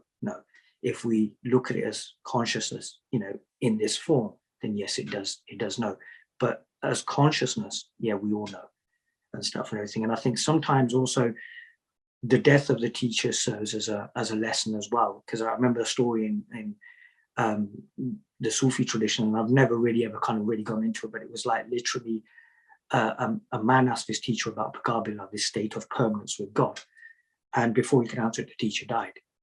And what happened was he said, when I die, my funeral prayer, whoever turns up, let him pray. And a man walked in a cloak and prayed. And this student went up to this man and said, was going to go and say thank you. And as he turned around, it was literally his teacher took the cloak off and he said, and this is Baqabila.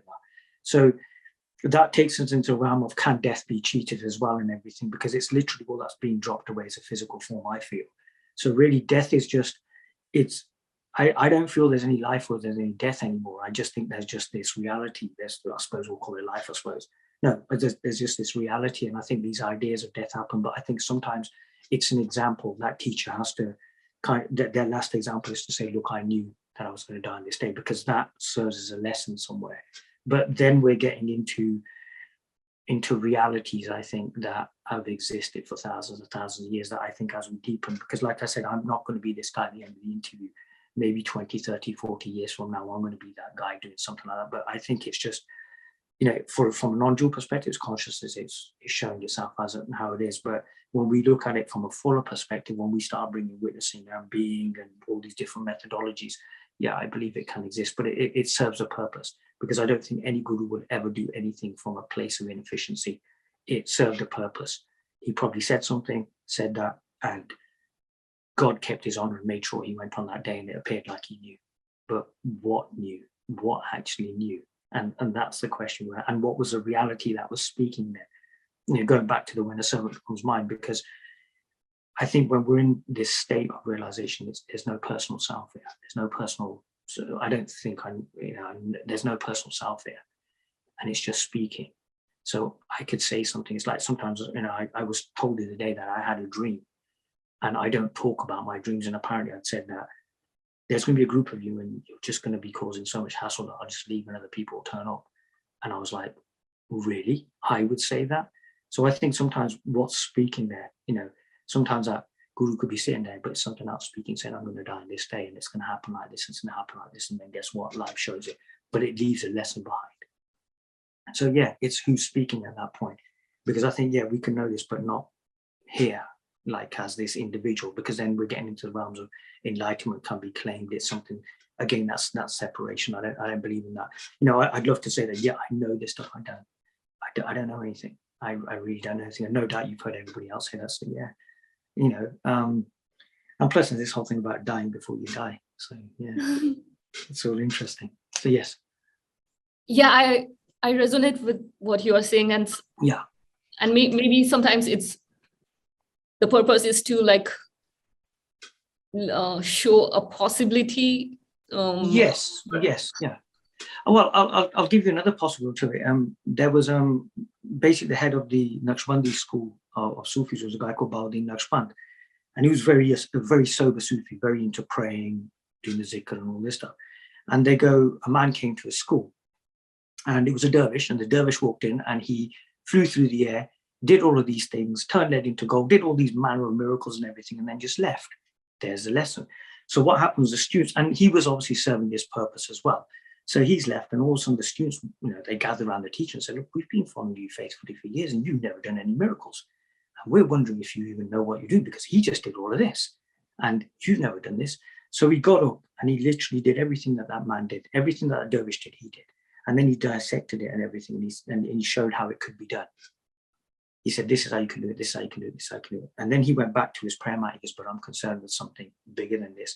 And within the Sufi tradition, they say that miracles are like the menses of the Sufi. It's just something. So sometimes when we see teachers who are predicting their deaths and all that stuff, it's really just the entry level stuff. The deeper stuff is really just again in the subtleties. Like he said, this is great and it's a miracle. It appears like a miracle, but there's something greater than this. And that's when he went back to his prayers.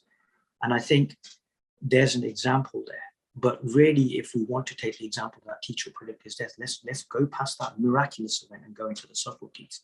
And that's where we'll find the real teaching. It's again, there's another story. It's amazing. We're getting stories out all night here of two, students who go to see their teacher. And, they both get there.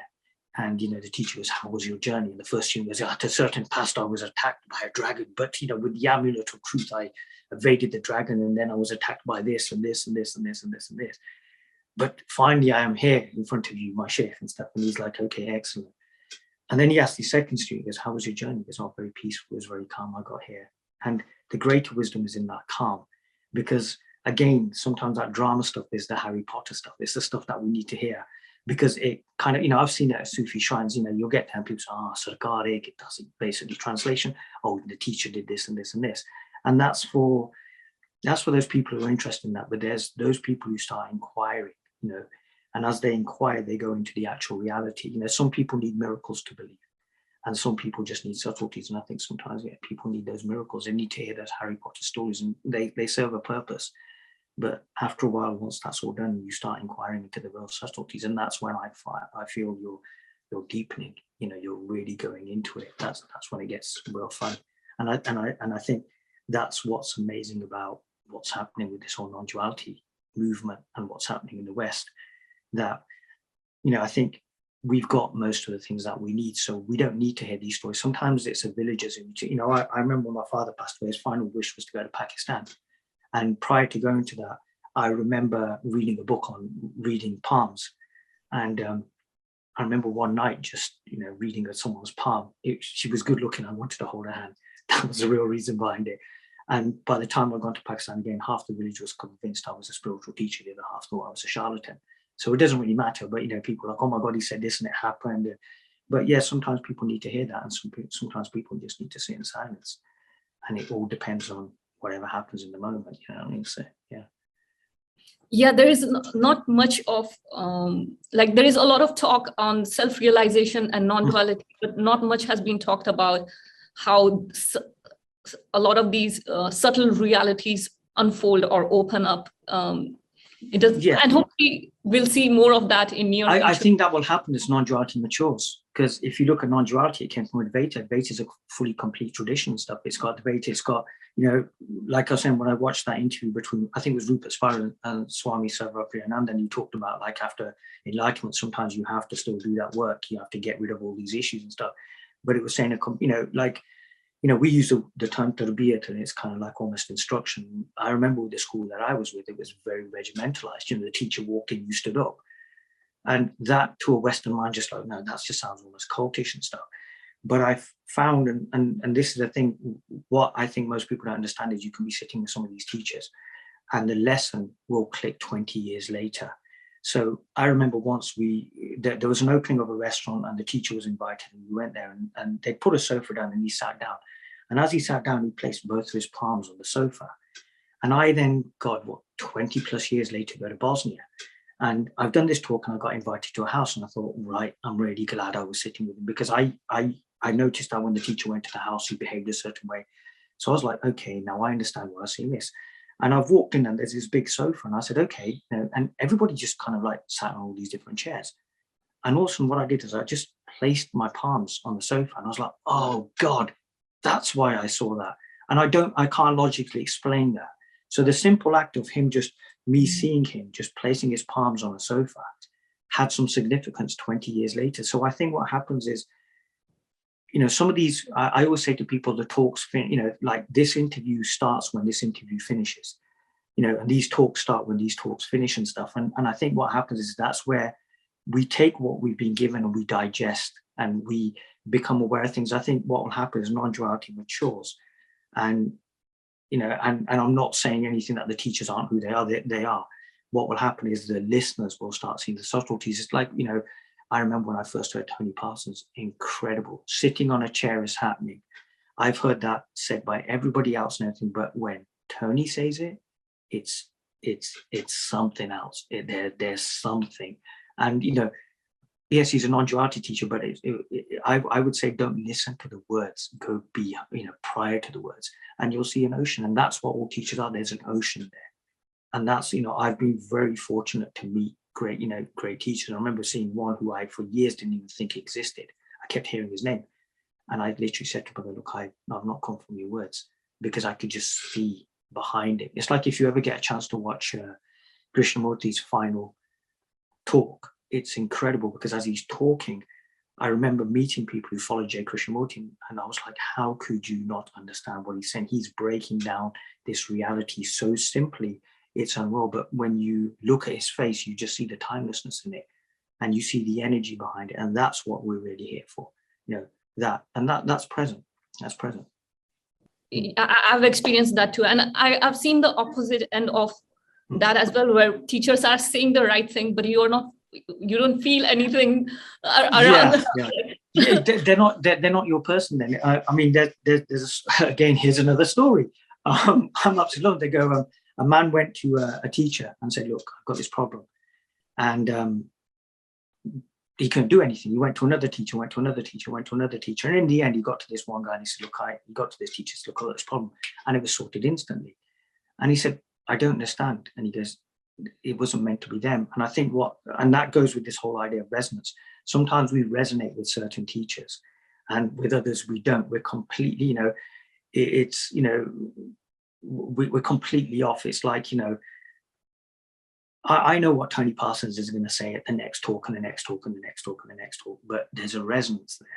And yet I can hear others like, oh, no, hold on, this guy just sounds like he's cloning Tony or something. But I think what happens is as we go through life, we just resonate with certain people and stuff, and certain people just don't. It doesn't mean that they're not right for you. It doesn't mean that they're not right. It's just they're not right for you. It's like you will only ever, there's that saying, your vibe attracts your tribe. You will only ever meet people like you. And that's what I found. It's like, I've got this group and it's grown, but it's actually me. It's actually me. And they've all got similar personalities. And so you're only ever going to meet people like you are, like we're talking, and I'm really enjoying this. And I guarantee if we were to sit down and say, okay, Suma, tell me your story. Okay, Zahir, tell me your story. You'd find the parallels. And then you kind of go, oh, yeah, I remember sitting with the Sufi once and he said, okay, let's just go through your story. And I was like, okay. And we literally had the same experiences. Of course, I was going to resonate with it. But then what you'll find is sometimes that teacher that you don't resonate with is probably just a signpost to the other teacher. I had a friend of mine who went to see Ramesh Balsaka, and he's sitting there in Bombay, and somebody goes, oh, yes, this guy called Tony Parsons, you should go and see.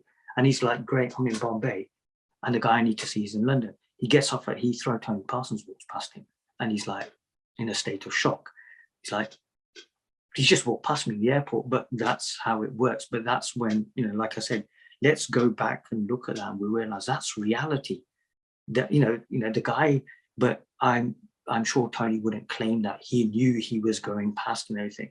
However, if he needed to, very similar to the Guru saying, I'm going to tell you I'm going to die on this day.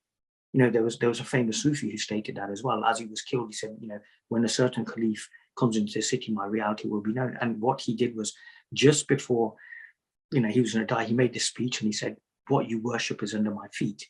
And people were like, he's saying God's under my feet. We're going to kill him. And he literally told everybody, my secret will come out when this person comes into the city. And when that person came to the city all those years later, they said, oh, he mentioned you. And he said, well, take me to the spot where he died. So they took him there and he said, dig. He just had this idea, just dig. And they found gold. They found a mound of gold. So what he was saying was, what you worship, gold is under my feet. But that's because I think a lot of these teachers are sitting in reality. When we're sitting in separation, we're not seeing this reality, and yet we're not separate from it, but even a seeker is a perfect expression of this reality and is playing the role now. If there was no seekers, why would these people be speaking? And if there was these people speaking, there would need to be. So that duality is needed just to keep that play going. Granted, the world is an illusion, but we still have to live in it. So yeah, just use the duality for what it is, one giant, huge mirror. We're just literally staring into each other, and it's great. And then as we realize that, then there's no one staring into anything. It's just this, there's no need for a mirror anymore.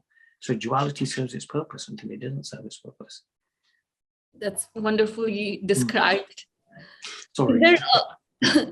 Is there a teaching or a lesson from Sufism that left a really strong impression on you that you'd like to share today? Really good question. Really, really good question. I think the thing that really got me is like I left the school in a massive controversy. There was allegations made about this, and this, and this, and I took a position. And I think the most significant thing I learned there is that never take a position, because the further you go, and it was something I was saying to people as well, is that sometimes we can make these statements. So once upon a time, I was making these really strong statements. It's just this. What I think, and I'm having a really hard time verbalizing this. I think what I took away is that you just don't know. You just don't know. So always reserve judgment, because once upon a time, I had this teacher and he was absolutely everything. And then he was a fake, and then he was a charlatan, and then he was the fake that was real. And now I don't know what his reality is. And I wrote a book on poetry, and one of the poems is about him. And I think one of the final verses was that it wasn't that I needed to know you. It was just that it was enough that I saw you. It was just that it was enough that I saw you. And I think what I took away from it was that you just never know, and you just have to be open. And it's like the more I've gone through life, the more I've realized how little I actually know. I don't even know why this is all happening, but I'm really grateful that this is all happening.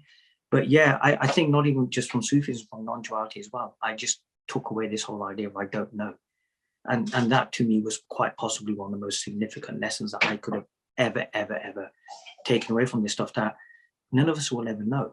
There's never going to be that pinnacle. We're never going to have that total understanding, but that's what's so wonderful about it, because then we can have that joy of discovery, that aha moment, that those moments that, it's like, I've come to a friend's house, I was like, guys, I'm going to be coming around and everything. I've got this interview and everything. I'm taking over the room, blah, blah, blah. And then we've had our ups and downs and everything. I didn't know any of this was going to happen, but I'm really grateful I didn't know. How do I come onto this interview and said, oh, yes, by the way, Suma, this is going to happen. That's going to happen. That's going to happen. How boring would life be if we knew everything? So, yeah, the fact that I don't know everything is what I took away. And that I will constantly be learning and constantly be deepening until the moment I take my last breath is to me wonderful, rather than sitting there at the pinnacle of non-dual Sufi understanding. I don't even know what that is anymore. I really have no idea, but I'm so glad I had no idea.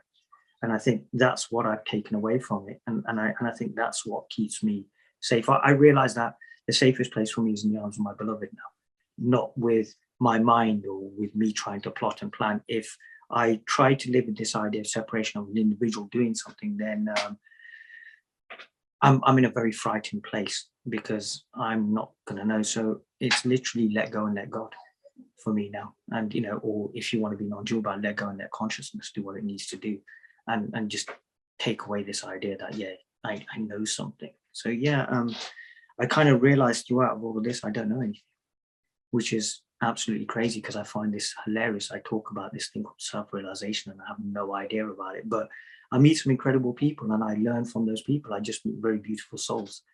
And that's beautiful as well, because that always keeps me on I really don't know anything. God, look at these. I always kind of jokingly say, one day I'm going to grow up and really talk about this. I look at these other teachers and I think, wow, they're amazing. Like, they're absolutely amazing. They're like, oh, mate, but you're amazing. Oh, no, mate. When I grow up, I'm going to be like you. You're incredible.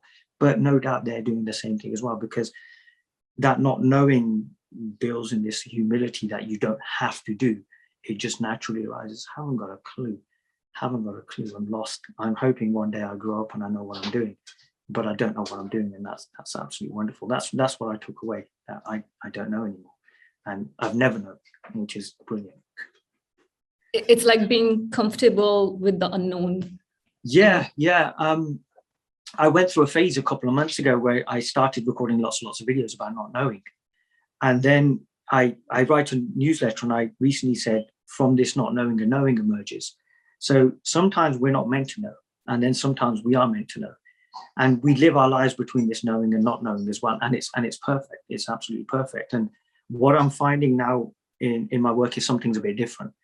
And I want to talk about, like, the amount of stories I've told. It's incredible. I mean, you're an amazing interviewer, because not many people get stuff like this out of me. Because to me, what's the point? Why does anybody want to talk about? I don't know anything about this stuff, but I'm getting this opportunity to talk about. But the knowing is kind of now getting me in front of the right people. I walk down the street. I'm terrified. I'm going to be absolutely honest. I'm terrified, because for years, like most people who this happens to, if you then start going down that route of talking to people, you're going to do your best to self-sabotage it. I heard this wonderful story about Papaji, and they go, he was with this English gentleman who's called Ramana, and they wandered around India on this bike. And years later, this man called Ramana went to see Papaji. You know, they had the end of their time together, and Papaji's in a room, a couple of hundred people there, and he's an old man. And Papaji looked at me and goes, I got too old to run. And the reality is, most people don't really want to. This is not something that somebody wants to do. It's not a career. You know, you don't wake up and go, I'm going to be a Sufi or a non-duality teacher. It's a calling, and it is terrifying. But then what happens is you find your voice. So what I'm finding is, recently I'm starting to explore ideas. I want to talk about this stuff. You know, once upon a time, if you'd appeared in my life, you would have just got very short thrift and look, see you later. I found the way I'm talking is changing, the way that just everything is just changing. It's something that's happening organically. But I'm realizing that, yeah, I just need to let it just do what it needs to do. So yeah, there's this kind of wanting to discuss this stuff now, but not from a personal viewpoint, and to try and get these ideas across, and to try and get them across as clearly as possible. Because I feel that really all these approaches are one. But somewhere along the line, someone's tagged me into this. You're going to talk about the Sufi stuff. And somewhere along the line, I was very lucky. I got to sit with these old men who told me these stories. And somewhere along the line, I also got to sit with people from different traditions who told me their stories. And somewhere along the line, I got to eat all this different kind of food. And I realized that everybody was saying the same thing. So to me, there isn't really a differential. I think when the differential comes in, it's an insecurity. My way is better than your way is really just saying I'm really insecure and I have no confidence in what I'm saying. So I'm trying to convince myself, but I'm going to appear to be convincing you, because like in Manchester, sometimes you'll see the street preachers, and they're telling you that you can only get to the Lord, to the Lord through Jesus, or there's a guy over there going, it's only through Krishna, the guy. And most of the times it's an insecurity. Now I say, let's meet in the middle, let's exchange our stories. And I think that's the most beautiful thing that ever happened on the Indian subcontinent, when these people from these traditions came together and they sat there, and there was real inquiry. And I think that's why a lot of people believe that India is almost like this hotbed of spirituality, because so many people came together, and it was just beautiful time. And I think we were all the richer for it. If I sit in my place and say, well, no, my way is better than yours, and you sit in your place, we're always going to be, we're doing a massive disservice to ourselves. This to me is incredible.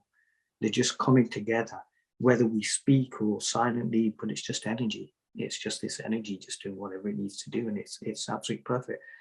And yeah, it's just now for some strange reason, I want to tell a few stories.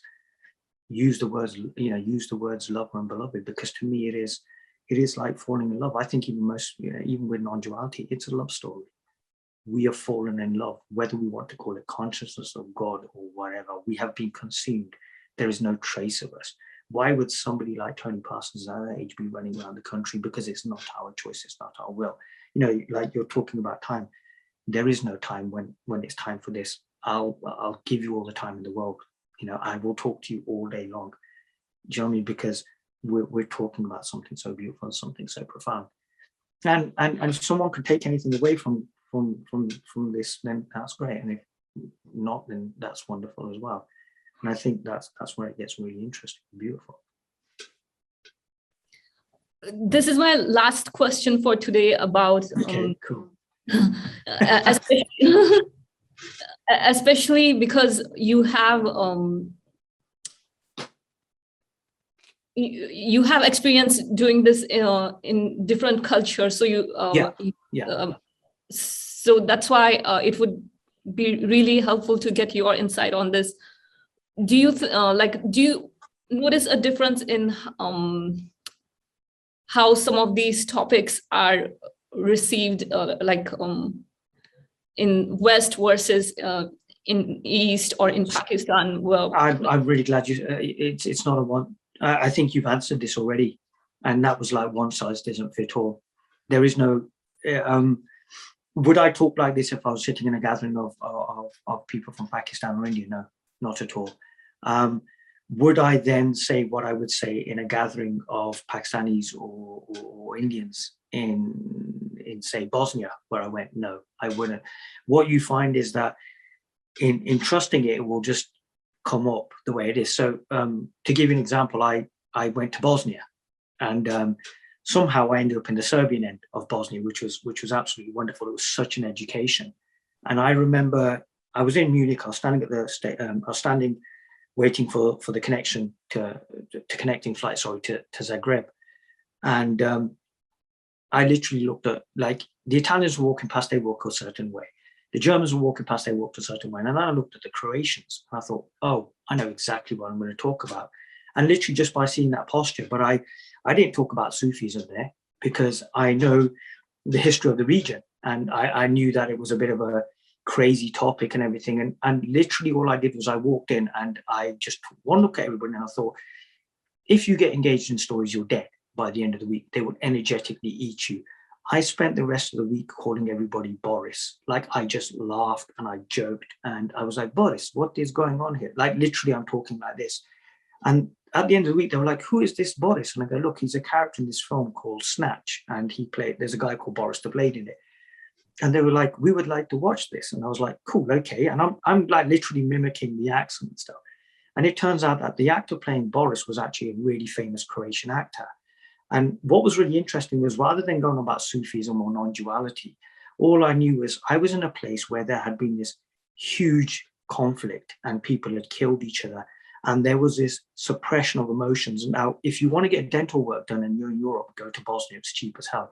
And the reason there's so many dentists is because there's a natural tension in the jaw. You see it with people. It's like they literally won't allow their emotions out. And the center I was speaking in, the woman wanted to start a scream room. So you would go in there and you would pay to scream. And I said, look, with the trauma that's happened in this country, if you allow the people to scream openly, you're going to absolutely kill yourself. Do you know what I mean? You're not going to be able to handle the breakdowns that happen. And what I found was, by using a combination of humor and just literally being friendly with people. And in Bosnia, they have this great tradition where they like to chat all day long and they want to eat. And oh God, these people feed you some amazing food. So I literally just did that. There was some structured talks, but most of my talks were literally happening outside the talks. Like I remember starting one Friday morning at about 8, 9 o'clock in the morning, and at 10, 11 o'clock at night, I was still talking. And I was literally sorting out situations. But the way the energy was, it was like literally help these people release these emotions, but very slowly and surely. Then categorize it to a talk I did in the Isle of Man. And so I got there, I wore a Sawar kameez. Again, my second talk was Sawar kameez, and I was going to do a talk on traditional Sufism. I walked in, took one look at the room and spent 2 hours telling jokes, like literally just told jokes. Midway through it, the police turned up because somebody was double parked, and I was like, yo, who would call the feds to my talk? So I'm talking really well, and then also I just went all like, yo, who would do this? You know what I mean? Like, what's going on here? And what happened is, woman took a flight from the Isle of Man and came to my next talk in Manchester. She said, look, thank you. That talk was absolutely profound. And I'd been telling jokes. And she goes, it was literally like you were talking to me. I then found out that the Isle of Man has the highest suicide rate in Europe. And so what you find is that you literally just adapt. Any teacher from any tradition, whether it's non-dual Sufi, they're Advaita or Buddhist or whatever, will just literally just adapt. And that's what I found. But I noticed that also certain topics don't need to be talked about. If I'm in Pakistan or India, I'm not going to be sitting at a darbar or an ashram and saying, guys, let's talk about consciousness. They don't know what it means. They want to hear that qawwali, they want to hear that bhajan, they want to whirl, they want to dance and stuff, and you go, oh, guys, no, we need to sit down in satsang. They're like too busy doing that. And yet the other side is you come to the West and people actually want to ask you questions. They want to know about this and this and this and everything. But so yeah, one size doesn't fit all, and you literally adapt. The good thing about being cross-cultural is I was born in the UK, but I have this Eastern tradition, and I find that there's a lot of positives in our cultures, but there's a lot of negatives as well. And yes, in the West, there's a lot of negatives and a lot of positive. And I've found that I've been able to just pick up the best of both worlds. And somehow that's adapted. I went to Multan, which was a city of Sufis, went to all these amazing, amazing shrines. My highlight of that trip was there was like a samosa cart that I used to go to. And on the final night, I just remember I was going, and there was these kids that they were working, they couldn't afford an education, and I took a 500 rupee note, and I bought my little samosa plate and walked off, and it was dark, so I literally walked into shadows, and I literally just said to the guy, here, this is for you, I'm going to go open it when I go. And I managed to turn around, and I saw the smile on this kid's face when he opened up with this, this note, and it was a 500 rupee note. You don't give those kind of, and to me, that was the highlight of my trip. Not I'd gone to this shrine and I'd felt this energy, although that was all amazing. It was just seeing the smile on that child's face. Don't know what happened to him. I don't know. All I know that I was there for a month, and this kid and me we had just this like relationship. He'd get my food for me and all of this stuff. And then I remember once it was like, these two kids came up to me, I know 7-8-year-old kids, and they were like, uncle, do you want to play with us? And I was like playing badminton in this park. Again, those were the moments that really mattered. But at the same time, I went to all these shrines, felt the energy and everything. But yeah, just the look on that child's face was just absolutely brilliant. But yeah, that was different. That's how, maybe he'll remember it, maybe he won't. I don't know, maybe life will cross our paths, but it's a different type of way. Because again, I was still in that energy. I even did a talk there. It was hilarious. I literally could not talk in Multan. The energy was so strong. Nobody talks about it. They're all in it. And I went to a village and started speaking. But again, it was like, there was a young girl there who wanted to leave everything behind for the sake of truth. She wanted to go to a shrine, and she wanted to sit at the shrine. So literally the talk was based upon that. Like, is it practical that you're going to go and sit at a shrine? What was really interesting is I got invited to dinner, and there was this young man, and he was talking a certain way. And I was like, there's something really odd that's off. And I said, look, can I ask you a question? He was like, yeah. I was like, do you know of an Indian teacher called Osho? I'm in the middle of Multan here. And he goes, Osho's amazing. He'd read so many books and watched so many videos of Osho that his verbal speech patterns has changed. So then I'm in Multan, the city of Sufis, but I'm talking about Osho. So it adapts wherever you are. Some people want you to talk to them really profoundly, and you're not meant to. You're meant to tell them a joke, because that could really, a lot of people want to hear that. Sometimes it's about sitting there, playing up, being a bit of a fool, talking about the cat that keeps jumping on the screen and stuff, and everything. Just little things like that. They're the things that matter, because that's where sometimes wisdom's found. But then sometimes there's those points where you open up the book and say, what did Rumi mean when he said this? But again, it's the moment and stuff and everything. What I'm finding is it's the cross-cultural thing's really helping. And it's kind of creating something, and I'm just enjoying that, that process that's going on. So I don't know, we've kind of gone everywhere, but somehow, I always said there's a beginning, middle, and end. I've no idea and stuff, but yeah, it's all fun. It's all fun. Yeah, I can completely relate to what you're saying about the cross-cultural thing. And that in itself is like a non-dual experience, because you're merging these polarities of yes. It's a one. Yes. Oh God, yeah. I think people like ourselves who are caught up in two worlds need to bring that into it as well. I for years have not wanted to speak about Sufism. And what I'm finding now is people say, well, why don't you talk a bit about the Sufism thing as well? And I'm like, okay, are you sure? Because I remember once I was doing a talk, and I was we were discussing whether to wajod me and this Muslim guy. And I remember turning around and said, look, I'm really sorry. We just need to discuss this with this guy. And everyone was like, no, we want to hear as well. So I think the thing is you're right. In that non-dual understanding, all these polarities come together. It all becomes one. And sometimes you have to kind of show something else to show something here. Kind of use that tradition there. you know, you could wake up hearing a story about some teacher or something. It's incredible. I mean, India's got so many stories. It's God, we could be here all night talking about this stuff. But yeah, that I think it's time to kind of bring that kind of stuff out, and that can really help to kind of show people that it's not just a set of phrases or words, and it's not just about an awakening or realization that there's something a bit more, that there's development of character. There's about becoming a good member of your community as well. You know, I remember seeing this old man who would never claim to be anything, and he used to just go around and he used to collect charity for everybody. And it was only when he passed away that I realized what this guy was. So yeah, sorry, yes, you were going to say. Ironically, I don't know if you have noticed this in Pakistan, but in India, there's not much of an interest in Advaita or things like that. We have a new what it basically is there's a really good guy called Dr. Shashi Tharoor. If you ever get a chance to listen to this guy, it's incredible. And he talks about when obviously, you know, the Raj was there and the British Empire took over India. I think what happened was, without sounding too controversial, we gave up a lot. And now the modern Indian and the modern Pakistani and even the modern Bangladeshis is in a rush to materialize. And we've lost a lot of traditions and stuff. It's like, you know, in the UK, you make your money and you move from the city into a nice little village and a place in the country and stuff. We're going the other way. India now has the biggest, you know, middle class in the world. And I think what's happened is there's a really good book called Yoga School Dropout about this woman who goes, so I think what it is the spirituality still exists there. It's just gone deeper. It's gone subtler. We now don't need to get up in the morning and do our asanas. And the asanas have moved into ourselves. Even if you look at yoga, there's Raja Yoga, which is the science of the mind and stuff. I think it's still there. I think what's happened is we've kind of lost touch with it because we're now trying to materialize. You're right. Most people don't. You know, I remember my last trip to Pakistan, and I was with these young guys, and all they wanted to do was party. It was great. You know, I remember kind of, I was literally, you know, I had these like things I wanted to do.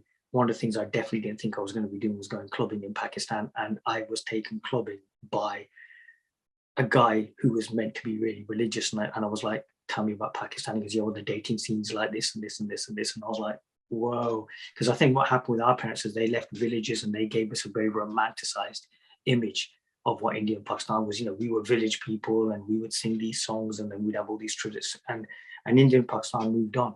And I think most of them, it's all about industrialization now. But I think what will happen is sooner or later when we get to that pinnacle, you know, the prophet stated that one day the sun will rise in the West. And I think we're seeing that now. We're seeing the emergence of spirituality in the West. And I think over the next couple of 100 years, I think spirituality will really take root here because everybody's got everything here and they found it's not enough. We're taking that journey. And one day, what will happen is we'll realize it wasn't enough and then we'll want to go back to our spiritual traditions. But the chances are then we'll probably be coming to the West to talk to the teachers here because it's taking root here now. You know, London's a hotbed of non-duality teachers. You know, they're cropping up everywhere. You know, I remember when I first went to that Tony Parsons meeting, it was Middle England, the spirituality. You know, I'd never seen anything like this before in my life.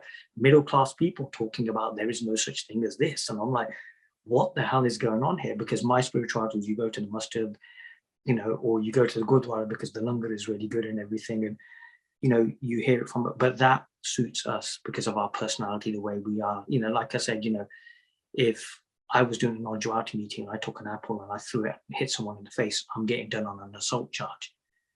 And yet the mentality was different. When that was done, I remember being shocked because I'm Western educated and, you know, this is just wrong. But that guy could just immediately cease his behavior. So again, it depends on the situation. You know, I've never hit anybody so far, but I don't think I will because I don't think that's me. But I can fully see why he did that. But I can also see if I see it through a Western viewpoint, then no, that's cultish and that's abusive and everything. But we don't take into account the personality behind it, because I know that the Indian, Pakistani, well, I'll just say Indian subcontinent, it works out a lot simpler. We've got very stubborn personalities because we were brought up with this stuff. Think about it. We grew up on a diet of Bulleh Shah, Ramana Maharishi, Rumi, you know, we had Lata Mangeshkar singing to us, you know, we had Bollywood and everything. we're so deeply steeped in this spiritual tradition that nobody can, show us anything or teach us anything. And this is what I find when I find people from the Indian subcontinent come to my talks. All they're looking to do is see whether this guy is a fraud, whether he's a fake, whether he's a dodgy teacher, and what the angle is. Because how can you teach these people? Because they already know. And that's where we have to drop that. And I think that's what I love about the non-duality scene and what's happening here. It's something fresh. It's something that's growing. It's making mistakes. It hasn't got the depth. It doesn't have the schools, it doesn't have thousands of students. You don't get gatherings where thousands of people turn up and, Babaji is sitting on the stage or anything like that. It's in its infancy and it's finding its way. And I think that's beautiful. I think that's really beautiful. But I think one day it will go back to some of these traditions and kind of grow into its depth. And I think I'm seeing that with people who are now really looking at Ramana Maharishi now and can say, who was Sri Ramana Maharishi? So I think we sometimes have to go back to the source, and I think that's happening. And that's a nice thing as well. So yeah, it's all good. It's all up, I think. This was such an informative conversation, Zahir. Stop it, you're just being too nice now. No, I No, this was really good. Like it's kind of like an honor to learn so much about Sufism, because it is hard to find someone like you online who speaks about this, like both, like non-duality and yeah. I kind of came up in a really odd way. I think a lot of my friends are still like, bro, when are you going to just stop doing this nonsense and you're going to join us and you're going to try and tell everybody your way is better than everybody. I'm like, guys, I don't think that's going to happen. It's just, I think it's just an unusual set of circumstances, but it seems to work. I'm not everybody's cup of tea, but it seems to work. And thank you so much for being generous with your time. I deeply appreciate that. No, I'm really honestly thank you for this opportunity. All joking aside, I'd love to have further conversations with you, because I think we've kind of touched on the cultural side of things, which is I think something that we could really kind of go into, because I think that would really help people see why it works a certain way. But no, thank you, honestly, from the bottom of my heart. And, it's not about the time. I've just really, really enjoyed this. I've just really enjoyed how this has happened. And I just hope that I've answered the questions adequately. And if there's any more questions, then yeah, just ask them now or whenever.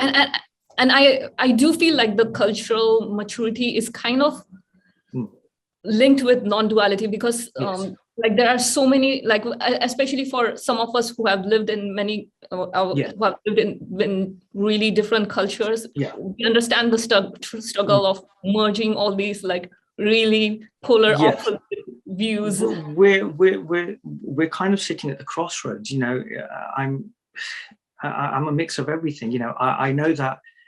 I can go to India for a couple of months, but then I know I'm going to miss the mod cons of Western society. But then I think what's happening now is those of us who are cross-cultural are finding our own identity. India is now a spiritual home to us. I don't think many of us will ever really go back. And then at the same time, with what happens with culture and racism and everything and things like that as well, we're accepted in certain places, and certain places we're not really accepted. And it even happens in our communities as well. It was, our generation of Indians and Pakistanis look at the new generation coming and going, oh no, like there's this derogatory term, or they're freshies and things like that. So there's all these separations and dualities and stuff. But I think if you can see that, you can see that there's a lot to offer. And I think we're building our own identity where we're kind of taking the best of both worlds. But at the same time, because when you're cross-cultural, you can actually look at the other side as well. And so I say, look, this is, and I think that's where, I think the thing that I've enjoyed about the conversation the most is just really talking about how these approaches, when they came together, found parallels. They never went, my way is better than your ways. And I think being cross-cultural, that gives us that opportunity to kind of find parallels instead, as opposed to, but we're Indians, we're so much better than you Westerners, or you're Western and you're decadent, and we're Indians and we're spiritual. I remember somebody saying to me, come to India, it's the spiritual guru of the world. And I just went, that's arrogant. Because I think everywhere's this capital of this, and I think our traditions are everywhere. You know, there are.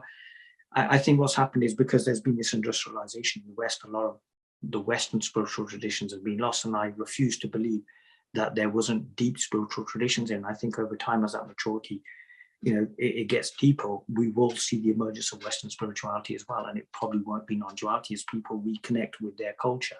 I think what's happened in India and Pakistan is somehow we've managed to keep that culture, and it's whether in industrialization we you know, we lose those traditions. You know, I've been in situations where I've been completely closed-minded about stuff, and then completely had my mind completely blown wide open by some old lady telling me a story, or, you know, I've got a headache and somebody goes, yeah, come, I'll pray over you and I'll blow on you, and your headache will go, and you're like, no, I'll just have a paracetamol, and all of a sudden it just goes. So I think it's whether we can kind of reconnect with that, and I think the more we can have these conversations, the more we can demystify. I think what's happened with things like Sufism and Vedanta is the people who are now the custodians of these traditions don't really understand them. And in that sense, they mystify them. And they're just a reality with no name. And it's something that's real. It affects every aspect of our reality, from getting up in the morning to going to sleep to being asleep as well. But sometimes when we don't understand everything, we want to make it complex. And the true understanding is simplifying it. So to me, Sufism is just simple. And when I say it's simple, even the name Sufism disappears as well. It doesn't have a place in it. And to me, then it's just a reality, and that's real Sufism.